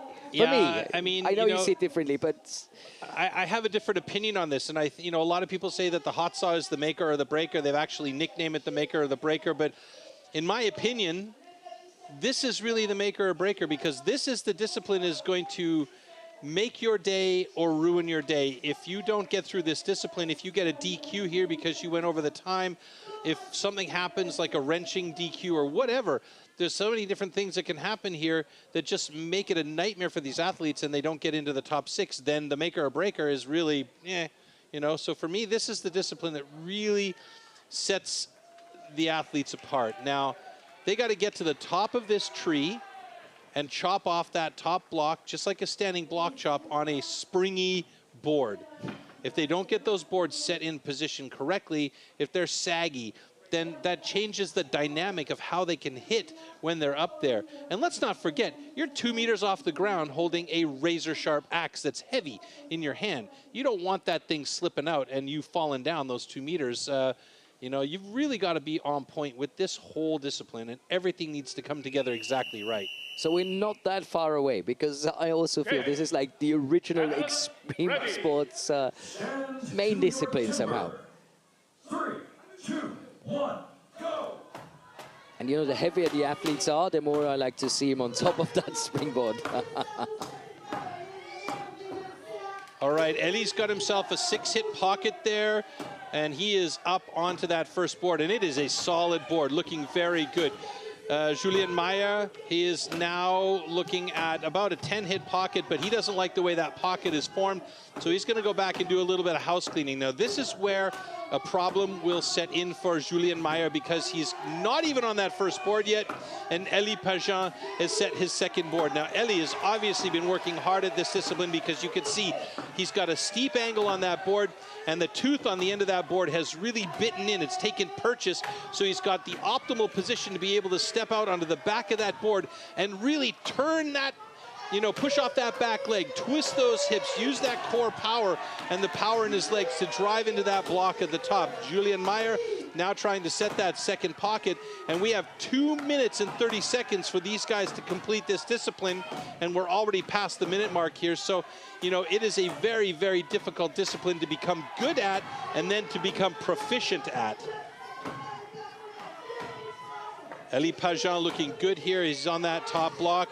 And it's very tiring too. Let's not forget, they got to cut that bottom pocket. They got to cut that second pocket. They got to get up top there. And then they got to feel comfortable on the top block. Now, here's what I was talking about with Julian Meyer, yeah? That second board is completely parallel, but there's a light bit of sag. He's not feeling confident on it, so he has stepped very far forward on the board so as not to sag the board even more. But by stepping farther forward on the board, he's got to choke up on the axe to get himself a better hitting angle, and that means that he's not putting as much power into those drivers. Meanwhile, Elie Pageant is already on the awkward angle on the second side and cutting through from that backside. Now, he might have left himself a little bit too much material on that front side. He could have cut through a bit deeper, but he's already worked on the backside, so now that he's back there, he might as well just continue on through. Oh, this must be so tiring. Ooh. Yeah, very, very tiring. It's extremely tiring, and both of these guys are winding down, coming close to that cutoff moment here. Elie Pageant's got to get it done. He's done it, 2:24.54. So he's got himself the time, and that is going to be a DQ for Julian Meyer, and you can see he was absolutely gutted, out of breath at the top there. He just didn't have any more. He stopped at the 2:28 mark, and he couldn't go any further. That is how difficult this discipline really is. And the one thing that I'm really, really impressed is that they've started with the rookies. The rookies are now required to learn how to do this discipline with a single board. So rather than get to the pros and then have to learn this the hard way, they're starting to learn at the early age and the rookie academy how to do the springboard so they can be proficient when they get to be a pro. On this time, because it was out of time, and a good cut on this time. So Elie Pageant will be happy about that cut. It's not his best time. You can see 2:24.22 is nearly a minute slower than his best time. And Julian Meyer had a 2:22.21 best time, so he has done it in the past, but because his first pocket really wasn't where he wanted it to be, he struggled to get it cleaned out. Like I said, he went back and did some housekeeping, and then he got up there finally, but by the time he got up there, it was just too late. And this is precisely what I was talking about. We talked about, you know, you don't want to have that DQ because of a timeout. This is what's happened with Julian Meyer. And Julian Meyer, prior to this, was fairly high up in the rankings, and now he is in 8th place. So he is literally out of it here. No points collected. No points collected, and he is not going to be among the top 6 that's going on to the next round. So that's going to be one guy that we won't be seeing anymore. And you can see right there, that is a deep breath and a little bit of a breath of, oh my God, thanks very much. And I'm very sure he thought exactly what you just mentioned. I am collecting some points. My chances of going through to the hot saw in round number 3 are still there. Corentin Godin and Alex Maurice, the next 2 athletes. Yeah, springboards. That's a special one. Alex, because of his physique, you would have to think has a bit of an advantage, not being that heavy. He is I wouldn't call him light. He's compact, yeah? So he has the advantage of not being among the weight class 100 kilo plus, which a lot of these guys are. And you know that Alex has been training on this. His personal best time is just over a minute. So I would not be at all surprised to see Alex Maurice end up under a minute here today. And if he can do that, he will set himself up very well for that next round. Now, Corentin Godin, this is his first time doing the springboard in competition. So if he can get anything under the 2:30, it's going to be a personal best for him. I haven't seen any clips of him doing the springboard, so I don't know where he is at. So really, for me, it's about seeing him, how he starts this competition off. to get an impression of what kind of a springboard athlete he is. Athlete, ready. Stand to your timber. 3, 2, 1, go!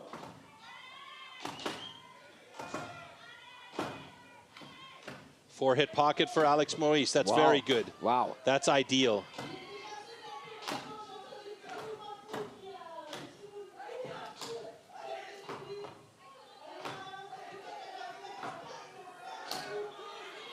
Nine hits for Alex on the second. It was 10, 12 hits for Corentin Godin on that first pocket, but Alex is looking good. He's up on that top block and working at it at the 30-second mark, so it's a possibility for him, but he's got to have like a 30-second cut through this standing block, more or less, on top of that springboard, but he's got a good board. Angle's not too bad, yeah. Angle's not too bad, and he's working at it well, chipping away nicely. Corentin, he set that board very far away. The amount of reach that he's got to get to the board is really long. You can see how gingerly he is testing that board as Alex Maurice has gone to the second side here. He's gone past the minute mark here, so he's not going to have his personal best time, but he may well have the fastest time of the day, and he has done it. 1:06.19, and that leaves a minute and 15 seconds now for Corentin Godin to get through that top block. Now you can see there's a bit of nervousness in his hits. He's really close to the board and to the block, I mean. He's got his back foot, but you can see he's very, very static on that springboard. He's mostly using his arms and shoulders to do the hits. You know, you can't see any rotational or push off of that back foot, so the power is just not there to really get those chips out properly for Corentin.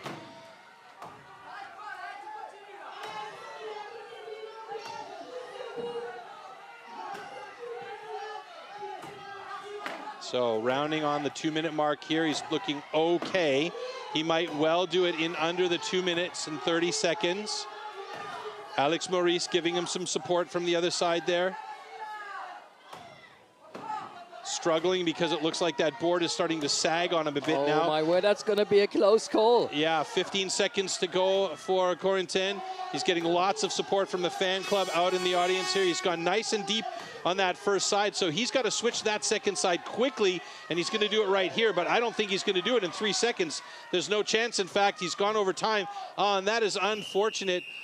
He took a moment there to talk to somebody on the sidelines and looked a bit nervous, and unfortunately for Corentin Godin, that is a DQ, so that's 2 DQs for exceeding the time limit in springboard so far, and Alex Maurice has the fastest time of the day with a 1:05.96, and Corentin getting lots of encouragement from the fans in the audience here that are on his side. It is such a tough competition.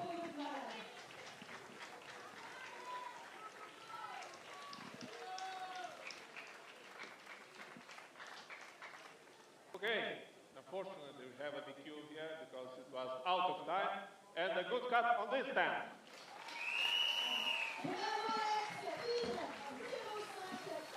Okay, so that's an unfortunate DQ for Godin. Corentin Godin, that's going to be 0 points for the DQ, but this is a learning experience, and every time you step out onto the stage and do that springboard, you learn and you take that into the next round. So the crew comes out on stage as we take a look at the slow-mos here, and you can see Alex Maurice with a 4-hit pocket on that first board. That was ideal.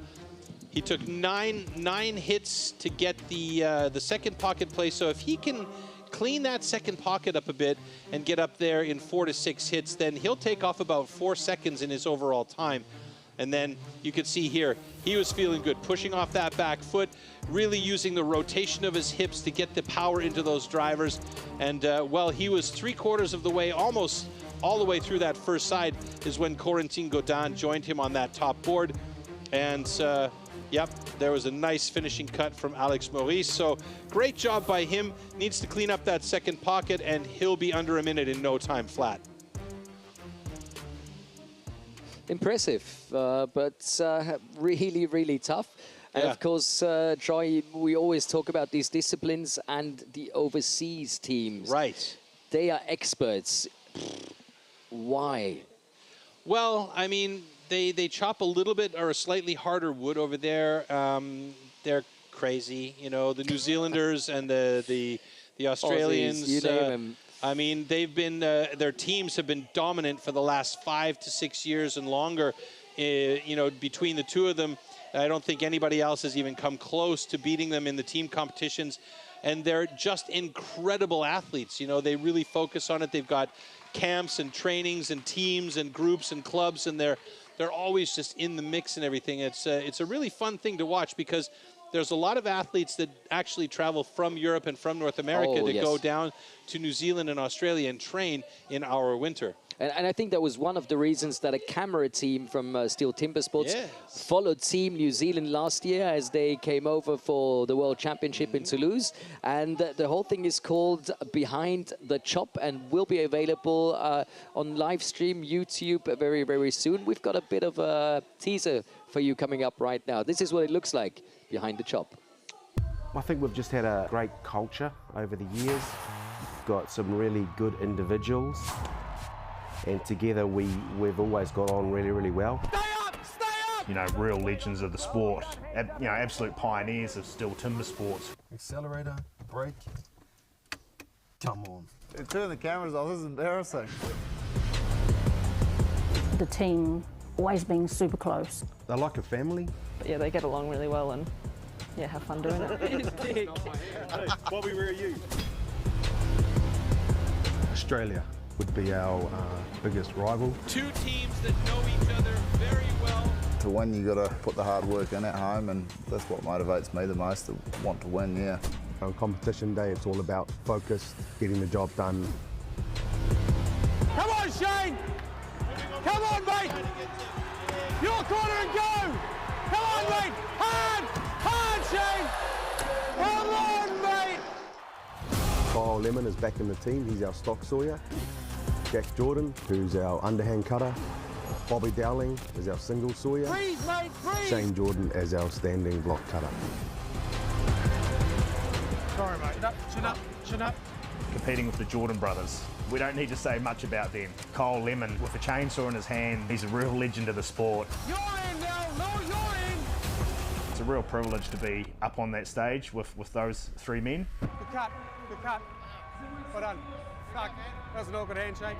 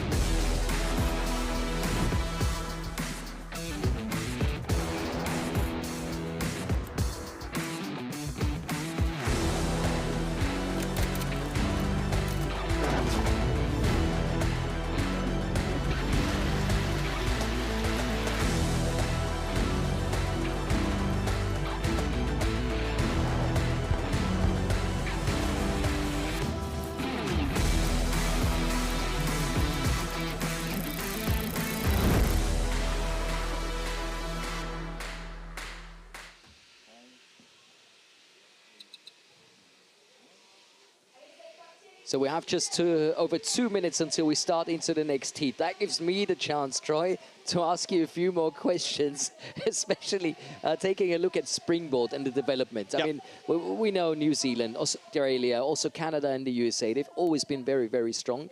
And that's something that we're trying, or we've been seeing many, many European countries trying to get close to. Do you think the gap has been getting smaller over the last few years?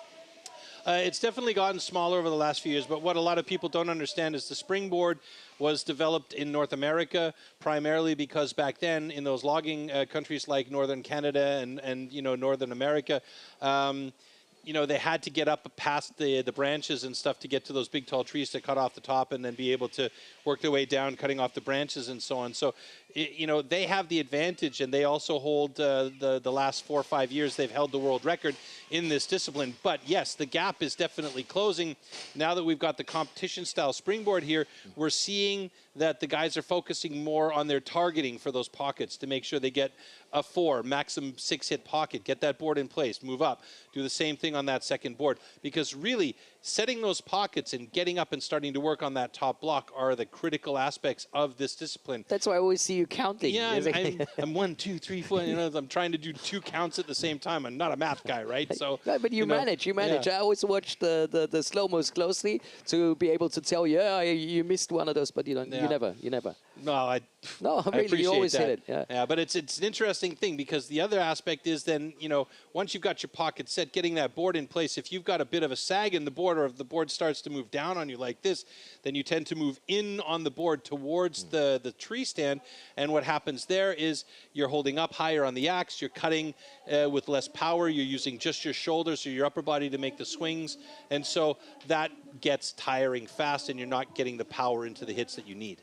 And Pierre-Louis Poisson and Adrien Courteau are already in position for heat number 3.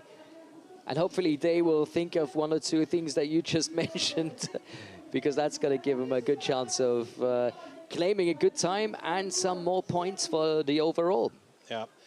I mean, these are 2 big guys. You know, they're not massive gentlemen. You know, you could see there, Adrien Courteau, he's a slight man. Pierre-Louis Poisson, he's got a little bit more weight behind him. So let's see.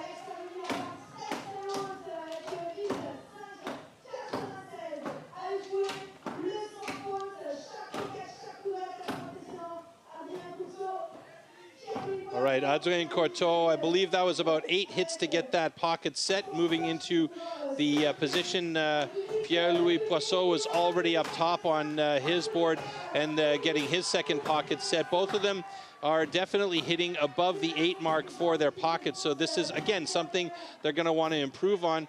And you can see Adrien Courteau getting that second board in place.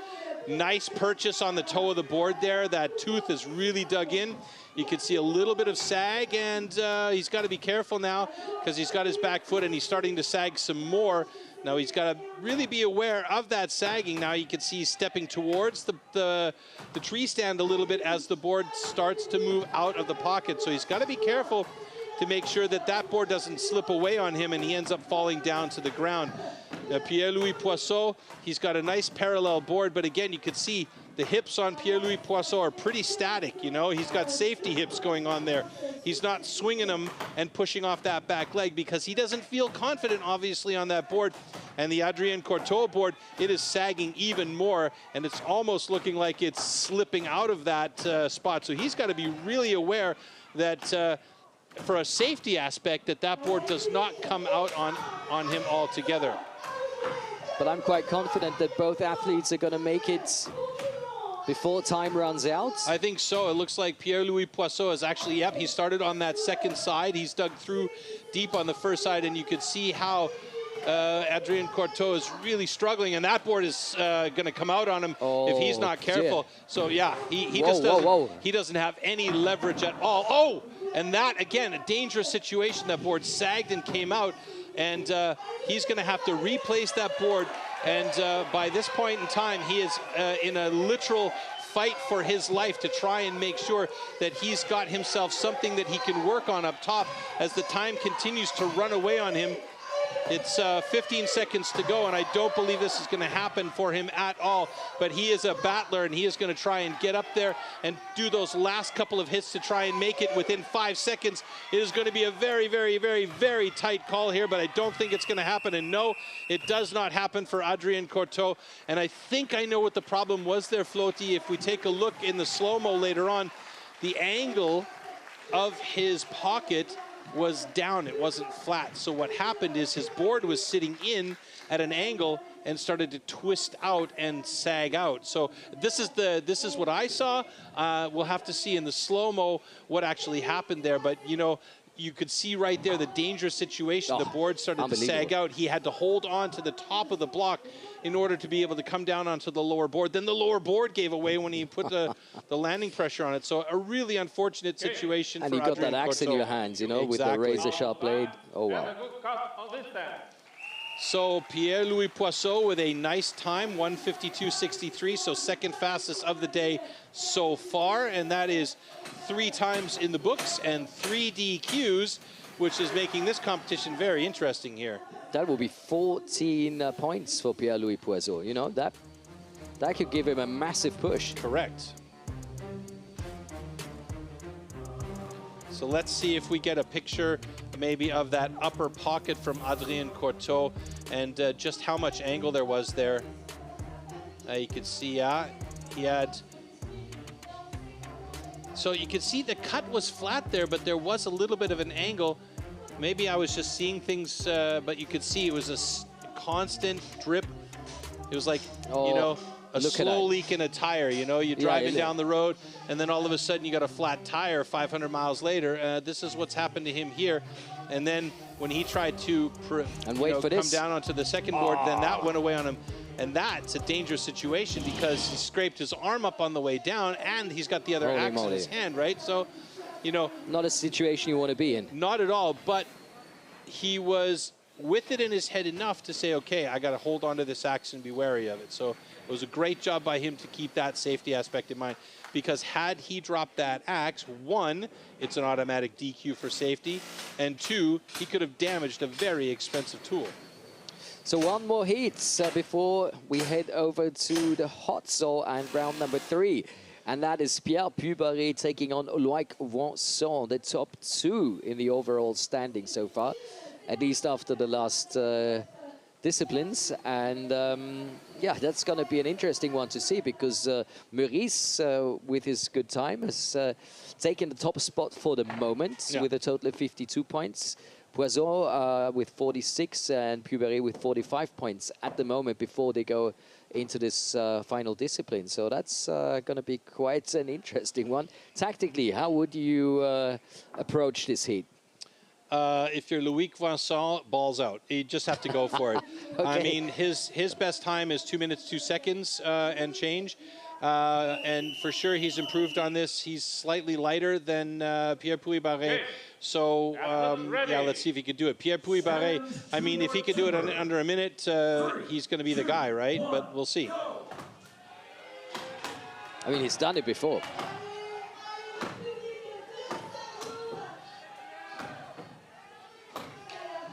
So it's a 6-hit pocket for Pierre Puybarré. Loïc Vincent still working on that pocket. He's at about 10, 11 hits now. Finally cleans it out and gets that board in place. Puybarré, 25 seconds to get that second board in place and get up onto the top. So this is looking very good for Pierre Puybarré.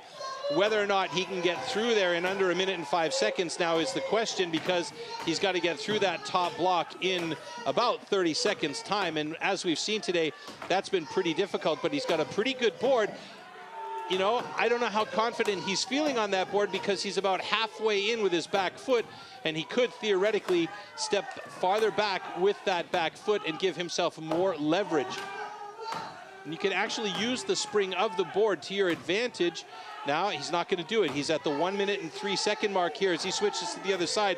But so I think Alexander he's playing Maurice, it safe. He just wants to get that second position. Yeah, he's got the second position locked up now, but Alexander Maurice is the winner of the springboard, so that's a good thing. Now, Loïc Vincent is going to try and get there in under 2 minutes here as he is working on that top block. It took him quite a while to get up onto that second board and really start working at it.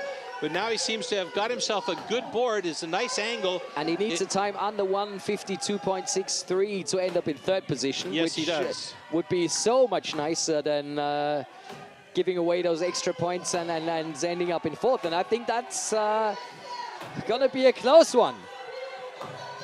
Yeah, I mean, he's gone deep on that first side. Now he's going to switch over to that awkward angle. So this should get him through in a fairly decent time. I don't think it's going to be the 152, but I think it's going to be pretty close to his usual time, which is 2:02. He's got 2:03.41. So he is in fourth place in the springboard. That puts him in third place in the overall. So we'll see him in the hot saw now. And he is still in striking distance, but it's going to be a tough job. So really, this competition has come down to 2 gentlemen. Once again, it's Alex Maurice and Pierre Puybarré. Wow.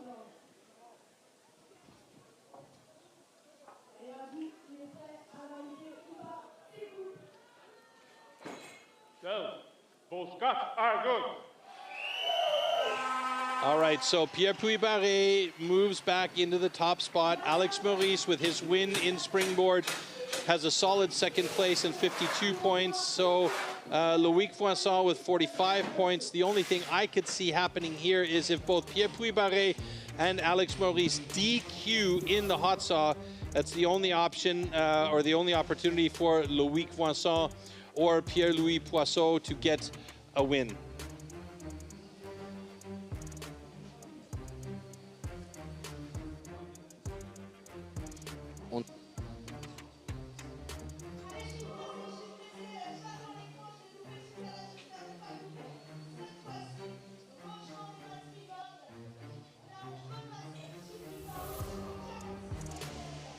You can see here Loïc Voinson.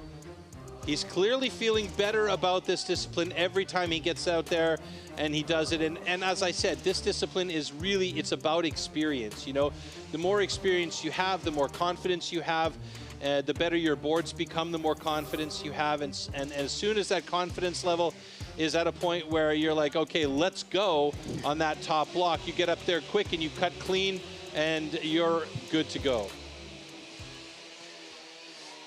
So let's take another look at the discipline springboard and our top athletes here. Maurice, Puy-Barré, Poisson, Voinson, Pagin, Meyer, Godin and Courton. That's 0 points for Meyer and Godin, Courton, because they got a DQ, and 16 points for Maurice. Puy-Barré collecting 14, Poisson 12, and Voinson 10. That gives us an overall standing with Puy-Barré leading by 7. So which is not much, given that there's 18 points up for grabs in this next discipline. And Puy-Barré has never been we know he doesn't like super strong in this discipline. He hates this discipline, in fact. That's not a nice way of saying it, but it's the truth. It's the truth. If you talk to him, he's such a nice guy until you mention the hot sauce. Yeah, and then we are mad now. Oh, my goodness. That of course, makes this still very, very challenging and super exciting. We started off with saying Alex or Pierre, and this is where it ends up with the hot sauce. So we can be really, really pleased with how this has been going so far. Yeah. But I wouldn't want to make any predictions, to be honest. Tough call. I mean, really, last year we saw this same trajectory between these two gentlemen. They got to this very same position, and Alex was just a hair faster. So it could well pass that it happens this way again. But let's not forget, this is another finicky system. We have a high-performance saw that these guys have to work with. They are very, very difficult sometimes. You know, if you don't have everything exactly right on the day of competition, it won't start. You got to rewrap the string. It won't start again. You got to rewrap the string. You got to check all of the parameters of this saw before getting going. And then once it's going, you got 15 centimeters to make 3 cuts in, right? That is not much. 15 centimeters is nothing when you think about all the things that are happening at the same time with this saw. They're heavy. They're 35 to 40 kilograms. I'm not a super weak guy. I lifted one up and I was sweating after 2 seconds, right? You know, and then you need to control that power. You have to control it. You have to cut with it, and all the movement, the centrifugal force. There's so much going on. And the points, 18, 15, 12. You know, that's exactly. There's so much going on. So the reality is, clean cuts, you're good to go. The possibility though is our first 2 guys, Pierre Puy-Barré and Alex Maurice, might not get their saw started if they don't get clean cuts on the deck and they're DQ'd. That leaves the gate wide open for Loïc Voinson, who just needs to have 3 on the deck and he's good to go. So long story short, everything and anything is still possible. This is the discipline hot saw. The maker or the breaker. Ooh.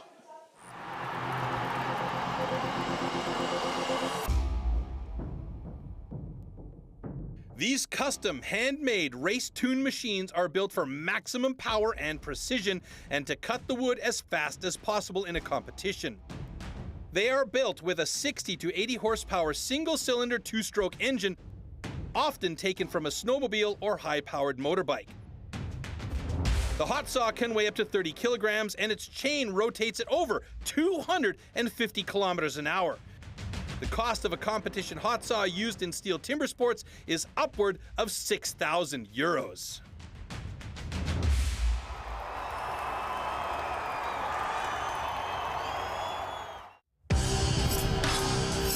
hot saw. For the hot saw, power saws are called into action, and the athletes have a space of 15 centimeters to cut 3 complete discs off a 46 centimeter thick wooden block. Jumping the start or cutting over the line will result in a disqualification.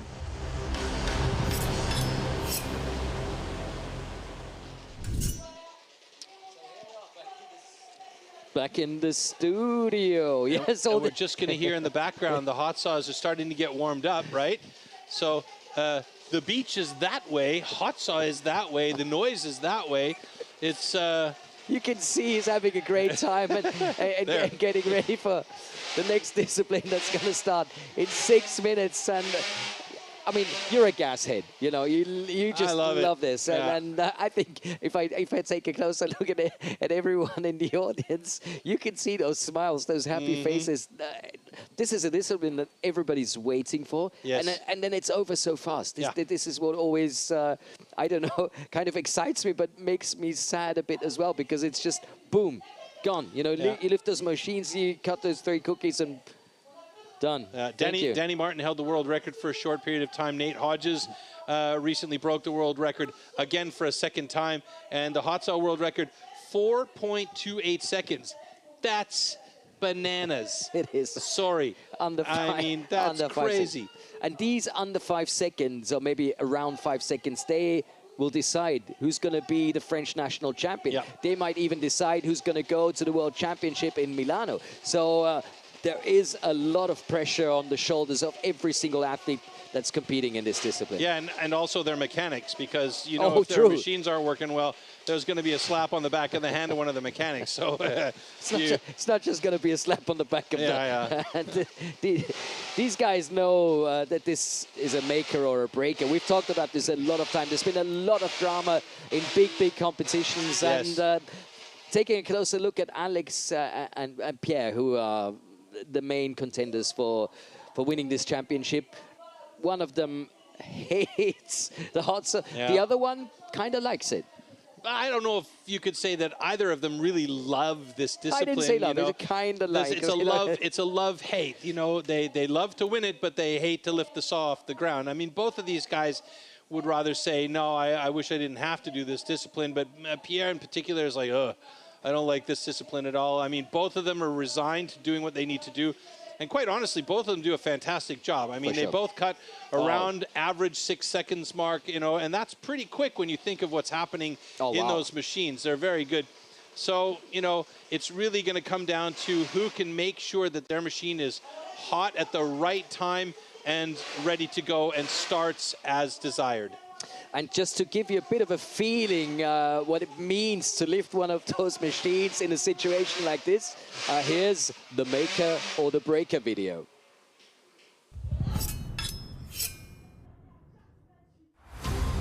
This is the one and only discipline where the athletes are alone on stage.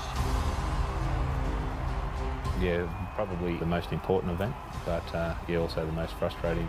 These saws are so incredibly powerful and dangerous. Usually the hot saw is the decider.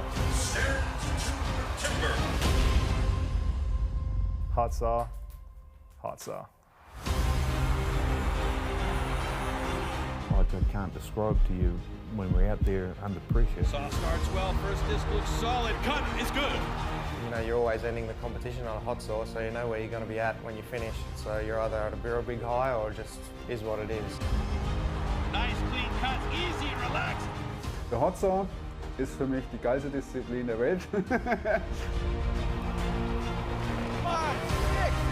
Robert Abner, 3 on the deck! Hot saw is a love-hate for me. I honestly don't get that much enjoyment out of it. I'm not a motorhead. I swallow my pills and eat it. Once the competition comes, anything can happen. Oh no, a false start by Sterling Hart. What a disaster. Yeah, it was a disappointment for me. Happens though, it's part of competing. I saw there's 3 good discs there, but then let that nose come right up underneath the crossover line. Fortunately, a disqualification. It all relies on the hot saw. Oh no. Irgendwie soll es einfach nicht sein.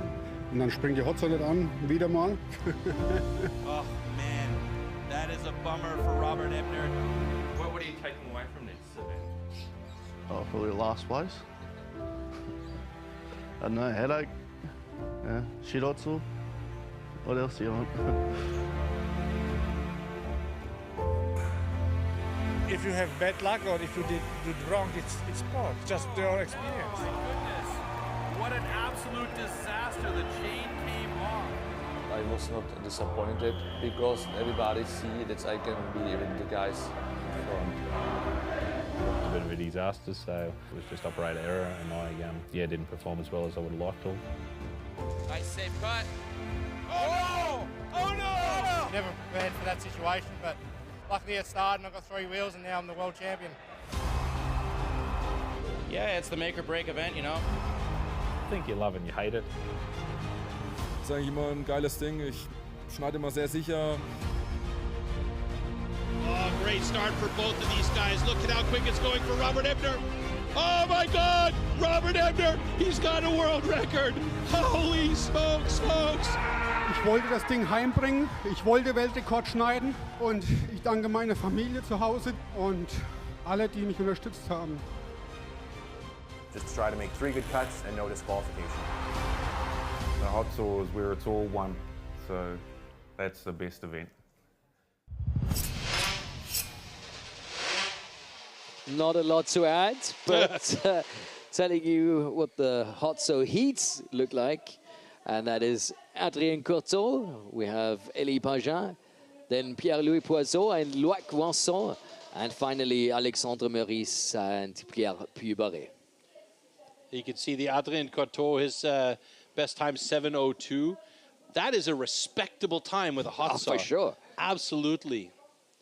You could also see both of these guys are using hot saws supplied by STIHL here with the Forester bars. So those are the straight, flat bars. We'll see some guys will come up on stage with these bars that are a little bit thicker through the middle.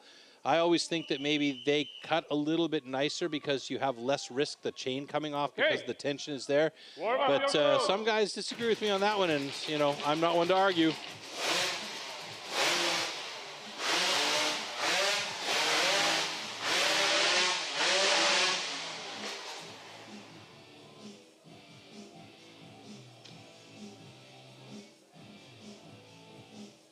Oh my word, you can really feel the pressure now. Yeah. All right, world record 4:28. Let's see how these guys go here. 30 seconds.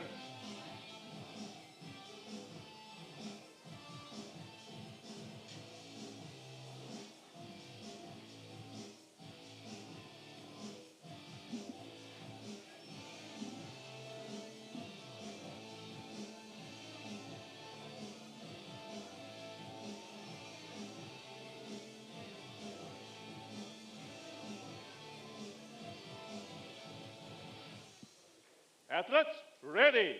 Stand to your timber. 3, 2, 1, go.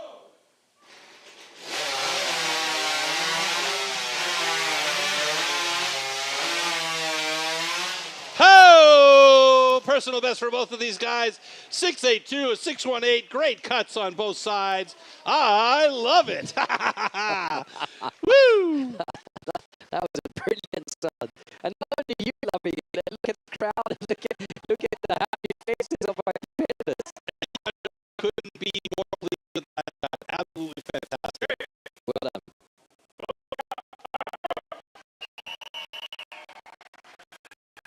Nice way to finish the competition with the best of the hot saw. Absolutely. Absolutely.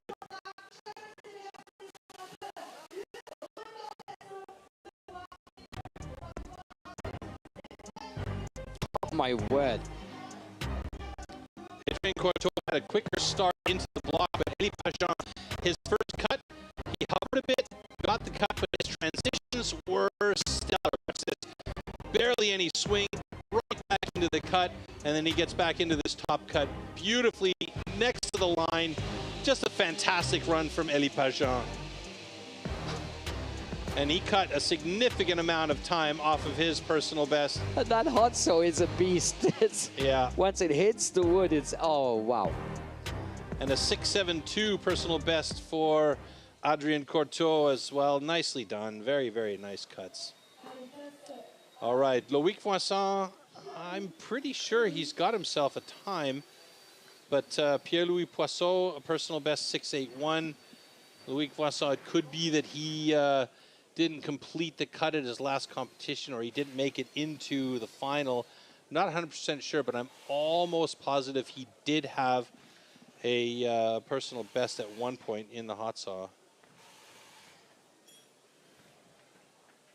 Well, in any case, for the lead, he would need an 8.03, and Poisson a 6.72.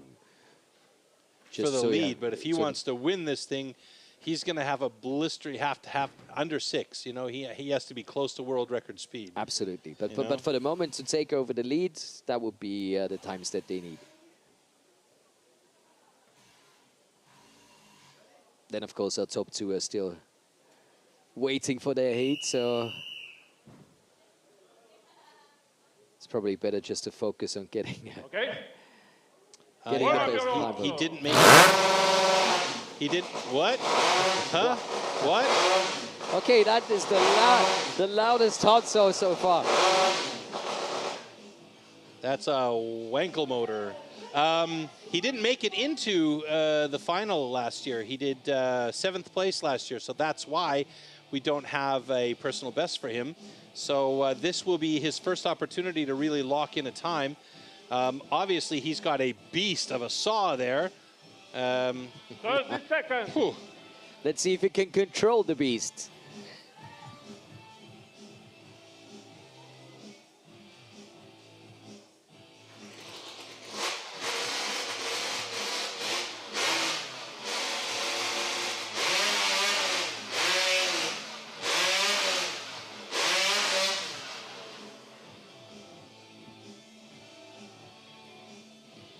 And you can see the difference in the bars between these two guys as well. Tablets ready. I'm really curious to know how Loïc does. Here we go.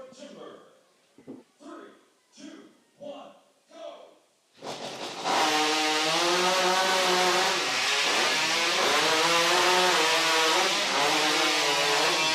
Oh, it doesn't get much closer than this, does it? Yeah, that was a good, clean cut by Loïc Voisin. That first cut down, he struggled on that one a little bit, took a little bit of time on the cut through, but he wanted to make sure he had good, clean cuts there.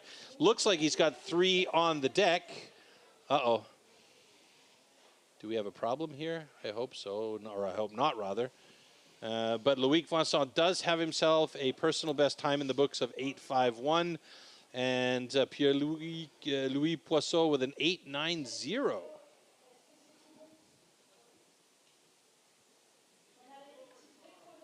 Okay, both cuts are good. Oh, that's great to hear. Yeah, and it's nice to see Loïc Voisin with a time in the books finally.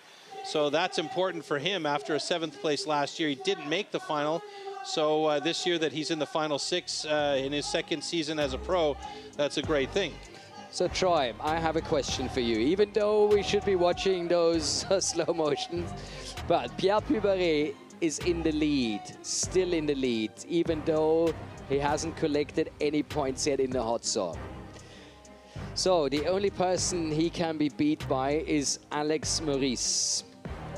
How would you tactically approach this encounter? Because Maurice is in 5th position at the moment before he goes into the hot saw. Yeah. That means he has to cut a good time to make it onto the podium to maybe become the national champion again. But Puberet, does it make sense to go out and play it easy, or oh wow? I don't. The only way I see Alex Maurice winning this one is if he has the fastest time, and Pierre Puberet has a time lower than 4th place. Yep. That's what I mean. You know, it's easy to land in 4th position because that's a time of 8.72 by Poisson. That's not you know, enough to be lazy. Yeah, but 8.72 is the time he needs to beat for sure. And for Alex, it's somebody smarter than me has done the math in this situation here, and Pierre Puberet. I mean, if as far as I can see, if he gets fourth or below and Alex gets first, then Alex wins it. Man, those are loud. Holy moly. One more final heat in La Championnat de France Sarrebourg here on the 3rd of August 2025. Who's going to take home the French crown? Oh, both of these guys are so consistent. It's hard to say. I mean, it's like if ever there was a coin toss, this is a coin toss. This is it. Coin toss. This is it. You can see Alex lifting up that saw. You know, it weighs almost as much as he does.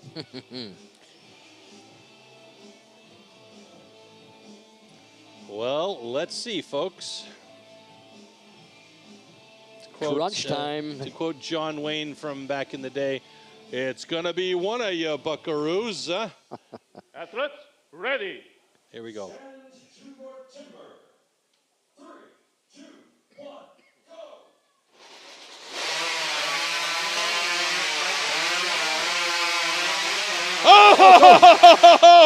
Oh my goodness.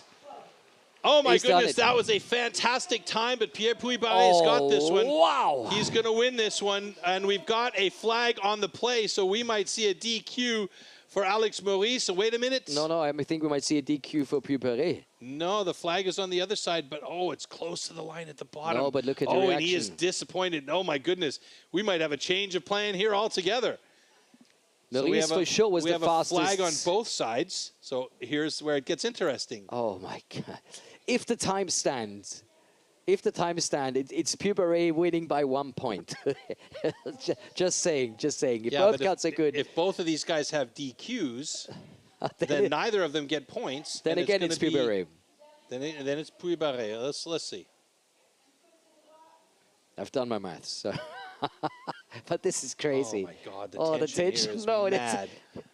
I mean, it's super quiet now in the audience. They've been having a party all day long, and now everybody's just waiting for the decisions. But that looks clean to me. Yeah, it's very, no, it's gone over the blue line at the bottom of the cut there for Maurice as well. And for... they're going to take it... They're going to take it off and look at it more closely. So what if it touches the blue line but doesn't go over the blue line? Oh, my, I don't want to be... They can't pass the blue line. They have to leave the blue line complete, as far as I understand. And no, he's cut away the blue line. So Pierre Puy-Barré, does he have a DQ, or is there blue line enough there? Find out now. I don't see one, to be honest. Okay, both cuts are good. Oh my goodness! No way! Oh my goodness! Oh my goodness! I just about had a heart attack there. Jeez Louise. Wow. Holy smokes, folks. Pierre Puy-Barré gets it back. He's going to take the championship here in France, and it is going to be by one single point. Alex Maurice in second place with 70 points, and Loïc Vincent will be on the podium in third place in the bronze medal position with 51 points. What a final here. Unbelievable.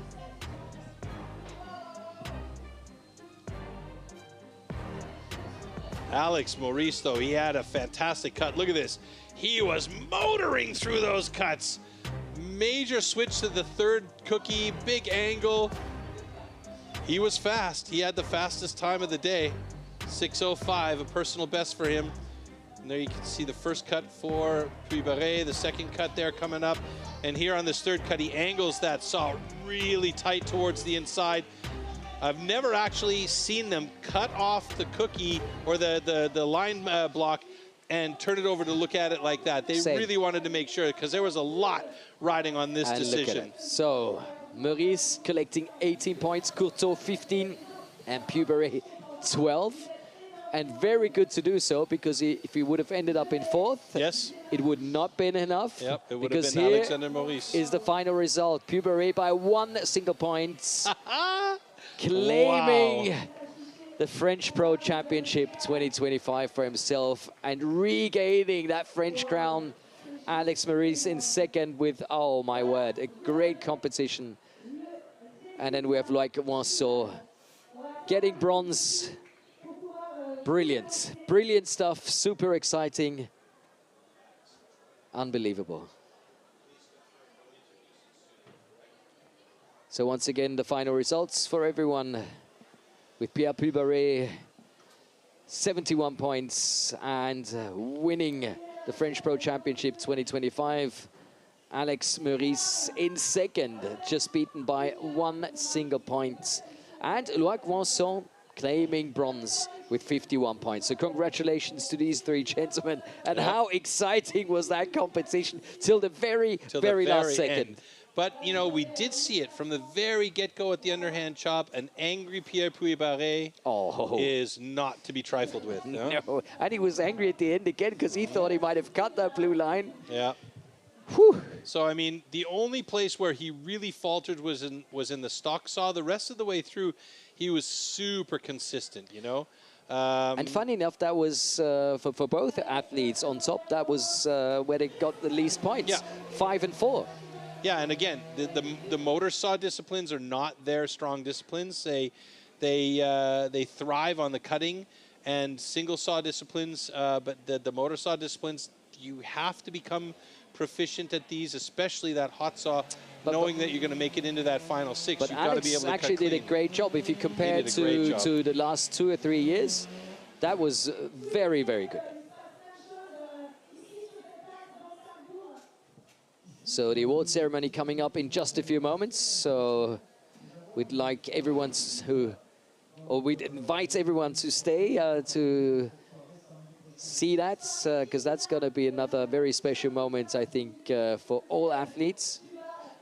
And we're going to try and get that cookie into the studio to take a closer look at that blue line that Pierre Pulbaré didn't cut.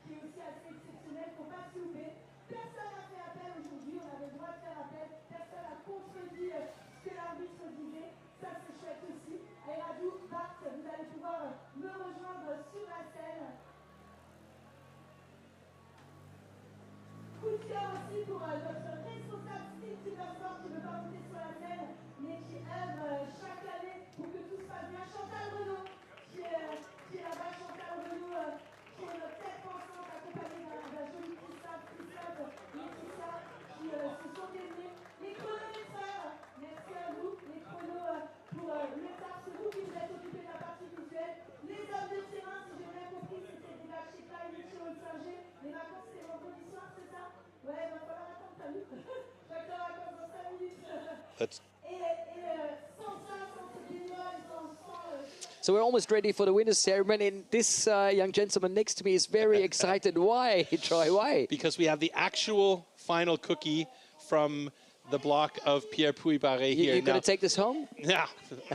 No, but you could barely see the blue line here. And as we move around this way, it disappears, then it comes back, then it disappears again, then it comes back, and it disappears again, and it comes back. So, I mean, it's hard to see on camera because we're not that close, but this is the winning cookie here for Pierre Pulbaré. And, I mean, it is a monster. It is not light. So you've got a big piece of wood there that he got really close to cutting over the line, and that was the reason why they cut it off. He was a bit angry at the end. He was very angry at the end. He was throwing his equipment around on the floor, but that's the reason why they cut it off, so they could turn it over and look at it more closely. And we were lucky enough to have it brought into the studio, so we can officially see why the decision was made the way it was. Just a few millimeters deciding on the national champion.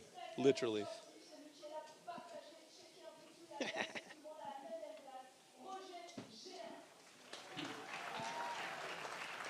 World champion, world record holders.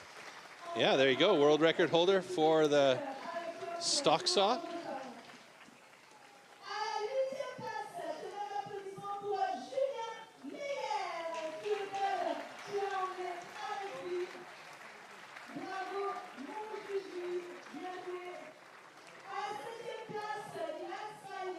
Just as we bring up all our athletes, we're getting down to the last few. We already have Cyril Marchal, Quentin Deck, Florian Clos, Roger Géhan, the world record holder for that stock saw, Julien Maya.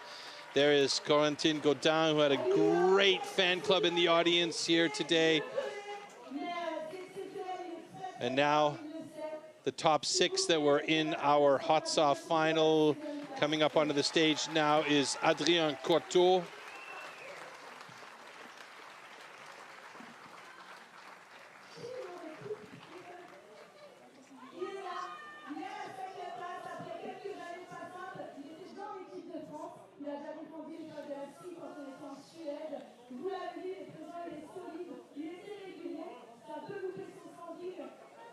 And there we see, getting ready to come up onto the stage, our 5th place athlete, and he was very, very happy after his hot saw. It is Elie Pajan.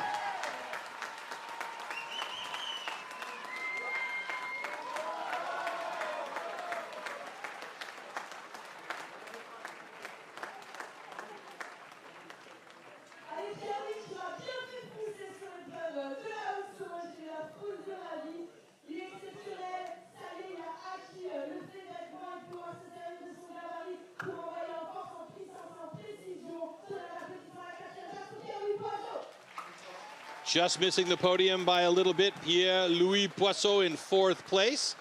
But a good showing by him today, Floaty. Oh, definitely. And he had a great time. I was observing him, you know, when he went off stage and on stage. So he, of course, he's not going to be super happy not reaching 3rd position, but I think he can be very, very pleased with his performance, and he had a great day here. Keep a close eye on him for next season as sure. well. All right, so now we have our top 3 in 3rd place. A huge roar from the audience. 3rd place in the bronze medal position, Loïc Voinson. Well deserved, well deserved.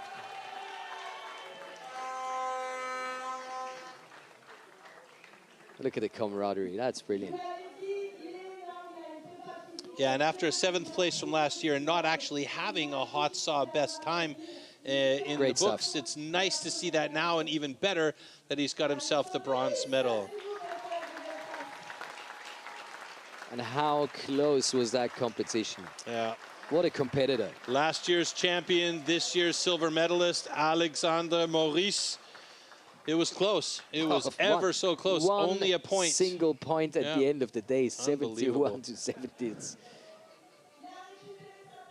Impressive. He is a real competitor. He is absolutely a real competitor. But speaking of real competitors, I'll tell you what.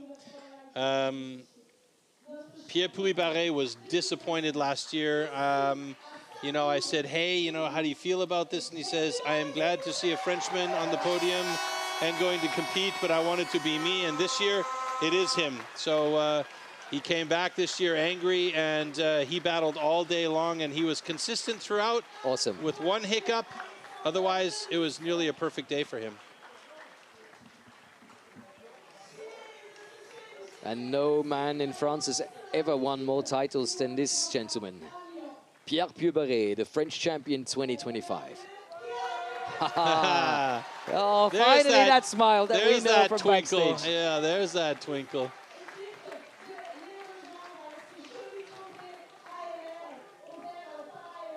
Oh, that's some nice trophies. Mm-hmm.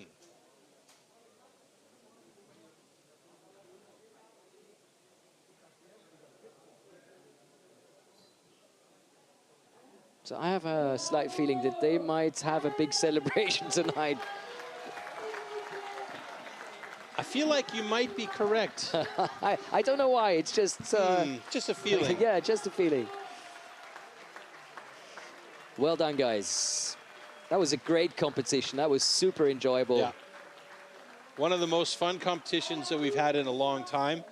But I feel like this is kind of a theme that we're running through every time we have one of these competitions, because the skill level and the quality level has gone through the roof in all of the various nations that are competing. Very true. And so it is, it's an amazing thing to be able to participate in these competitions for the athletes, of course, but for us as well, because it just makes it all that much more fun to see these ultra close, really competitive competitions. And we had everything. We had a new world record from a 58-year-old, and I'm sure he was just working on that one discipline and preparing for this moment, and crazy good.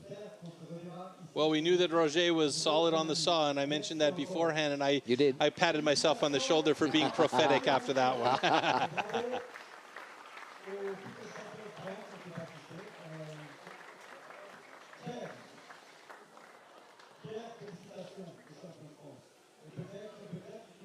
Beautiful scenes, absolutely beautiful scenes. And I guess you could say closer, STIHL Timbersports French Pro Championships. Yes. 1 point making the big difference at the end of the day. One single point, great competition between these two guys. The trajectory was similar to last year, and they just switched positions this year. So absolutely fantastic job. So many highlights for us. It's time to say goodbye. The crowd is going wild, and we've got the best pictures of the day for you. So see you, everybody. Hopefully see you soon. Have a good one.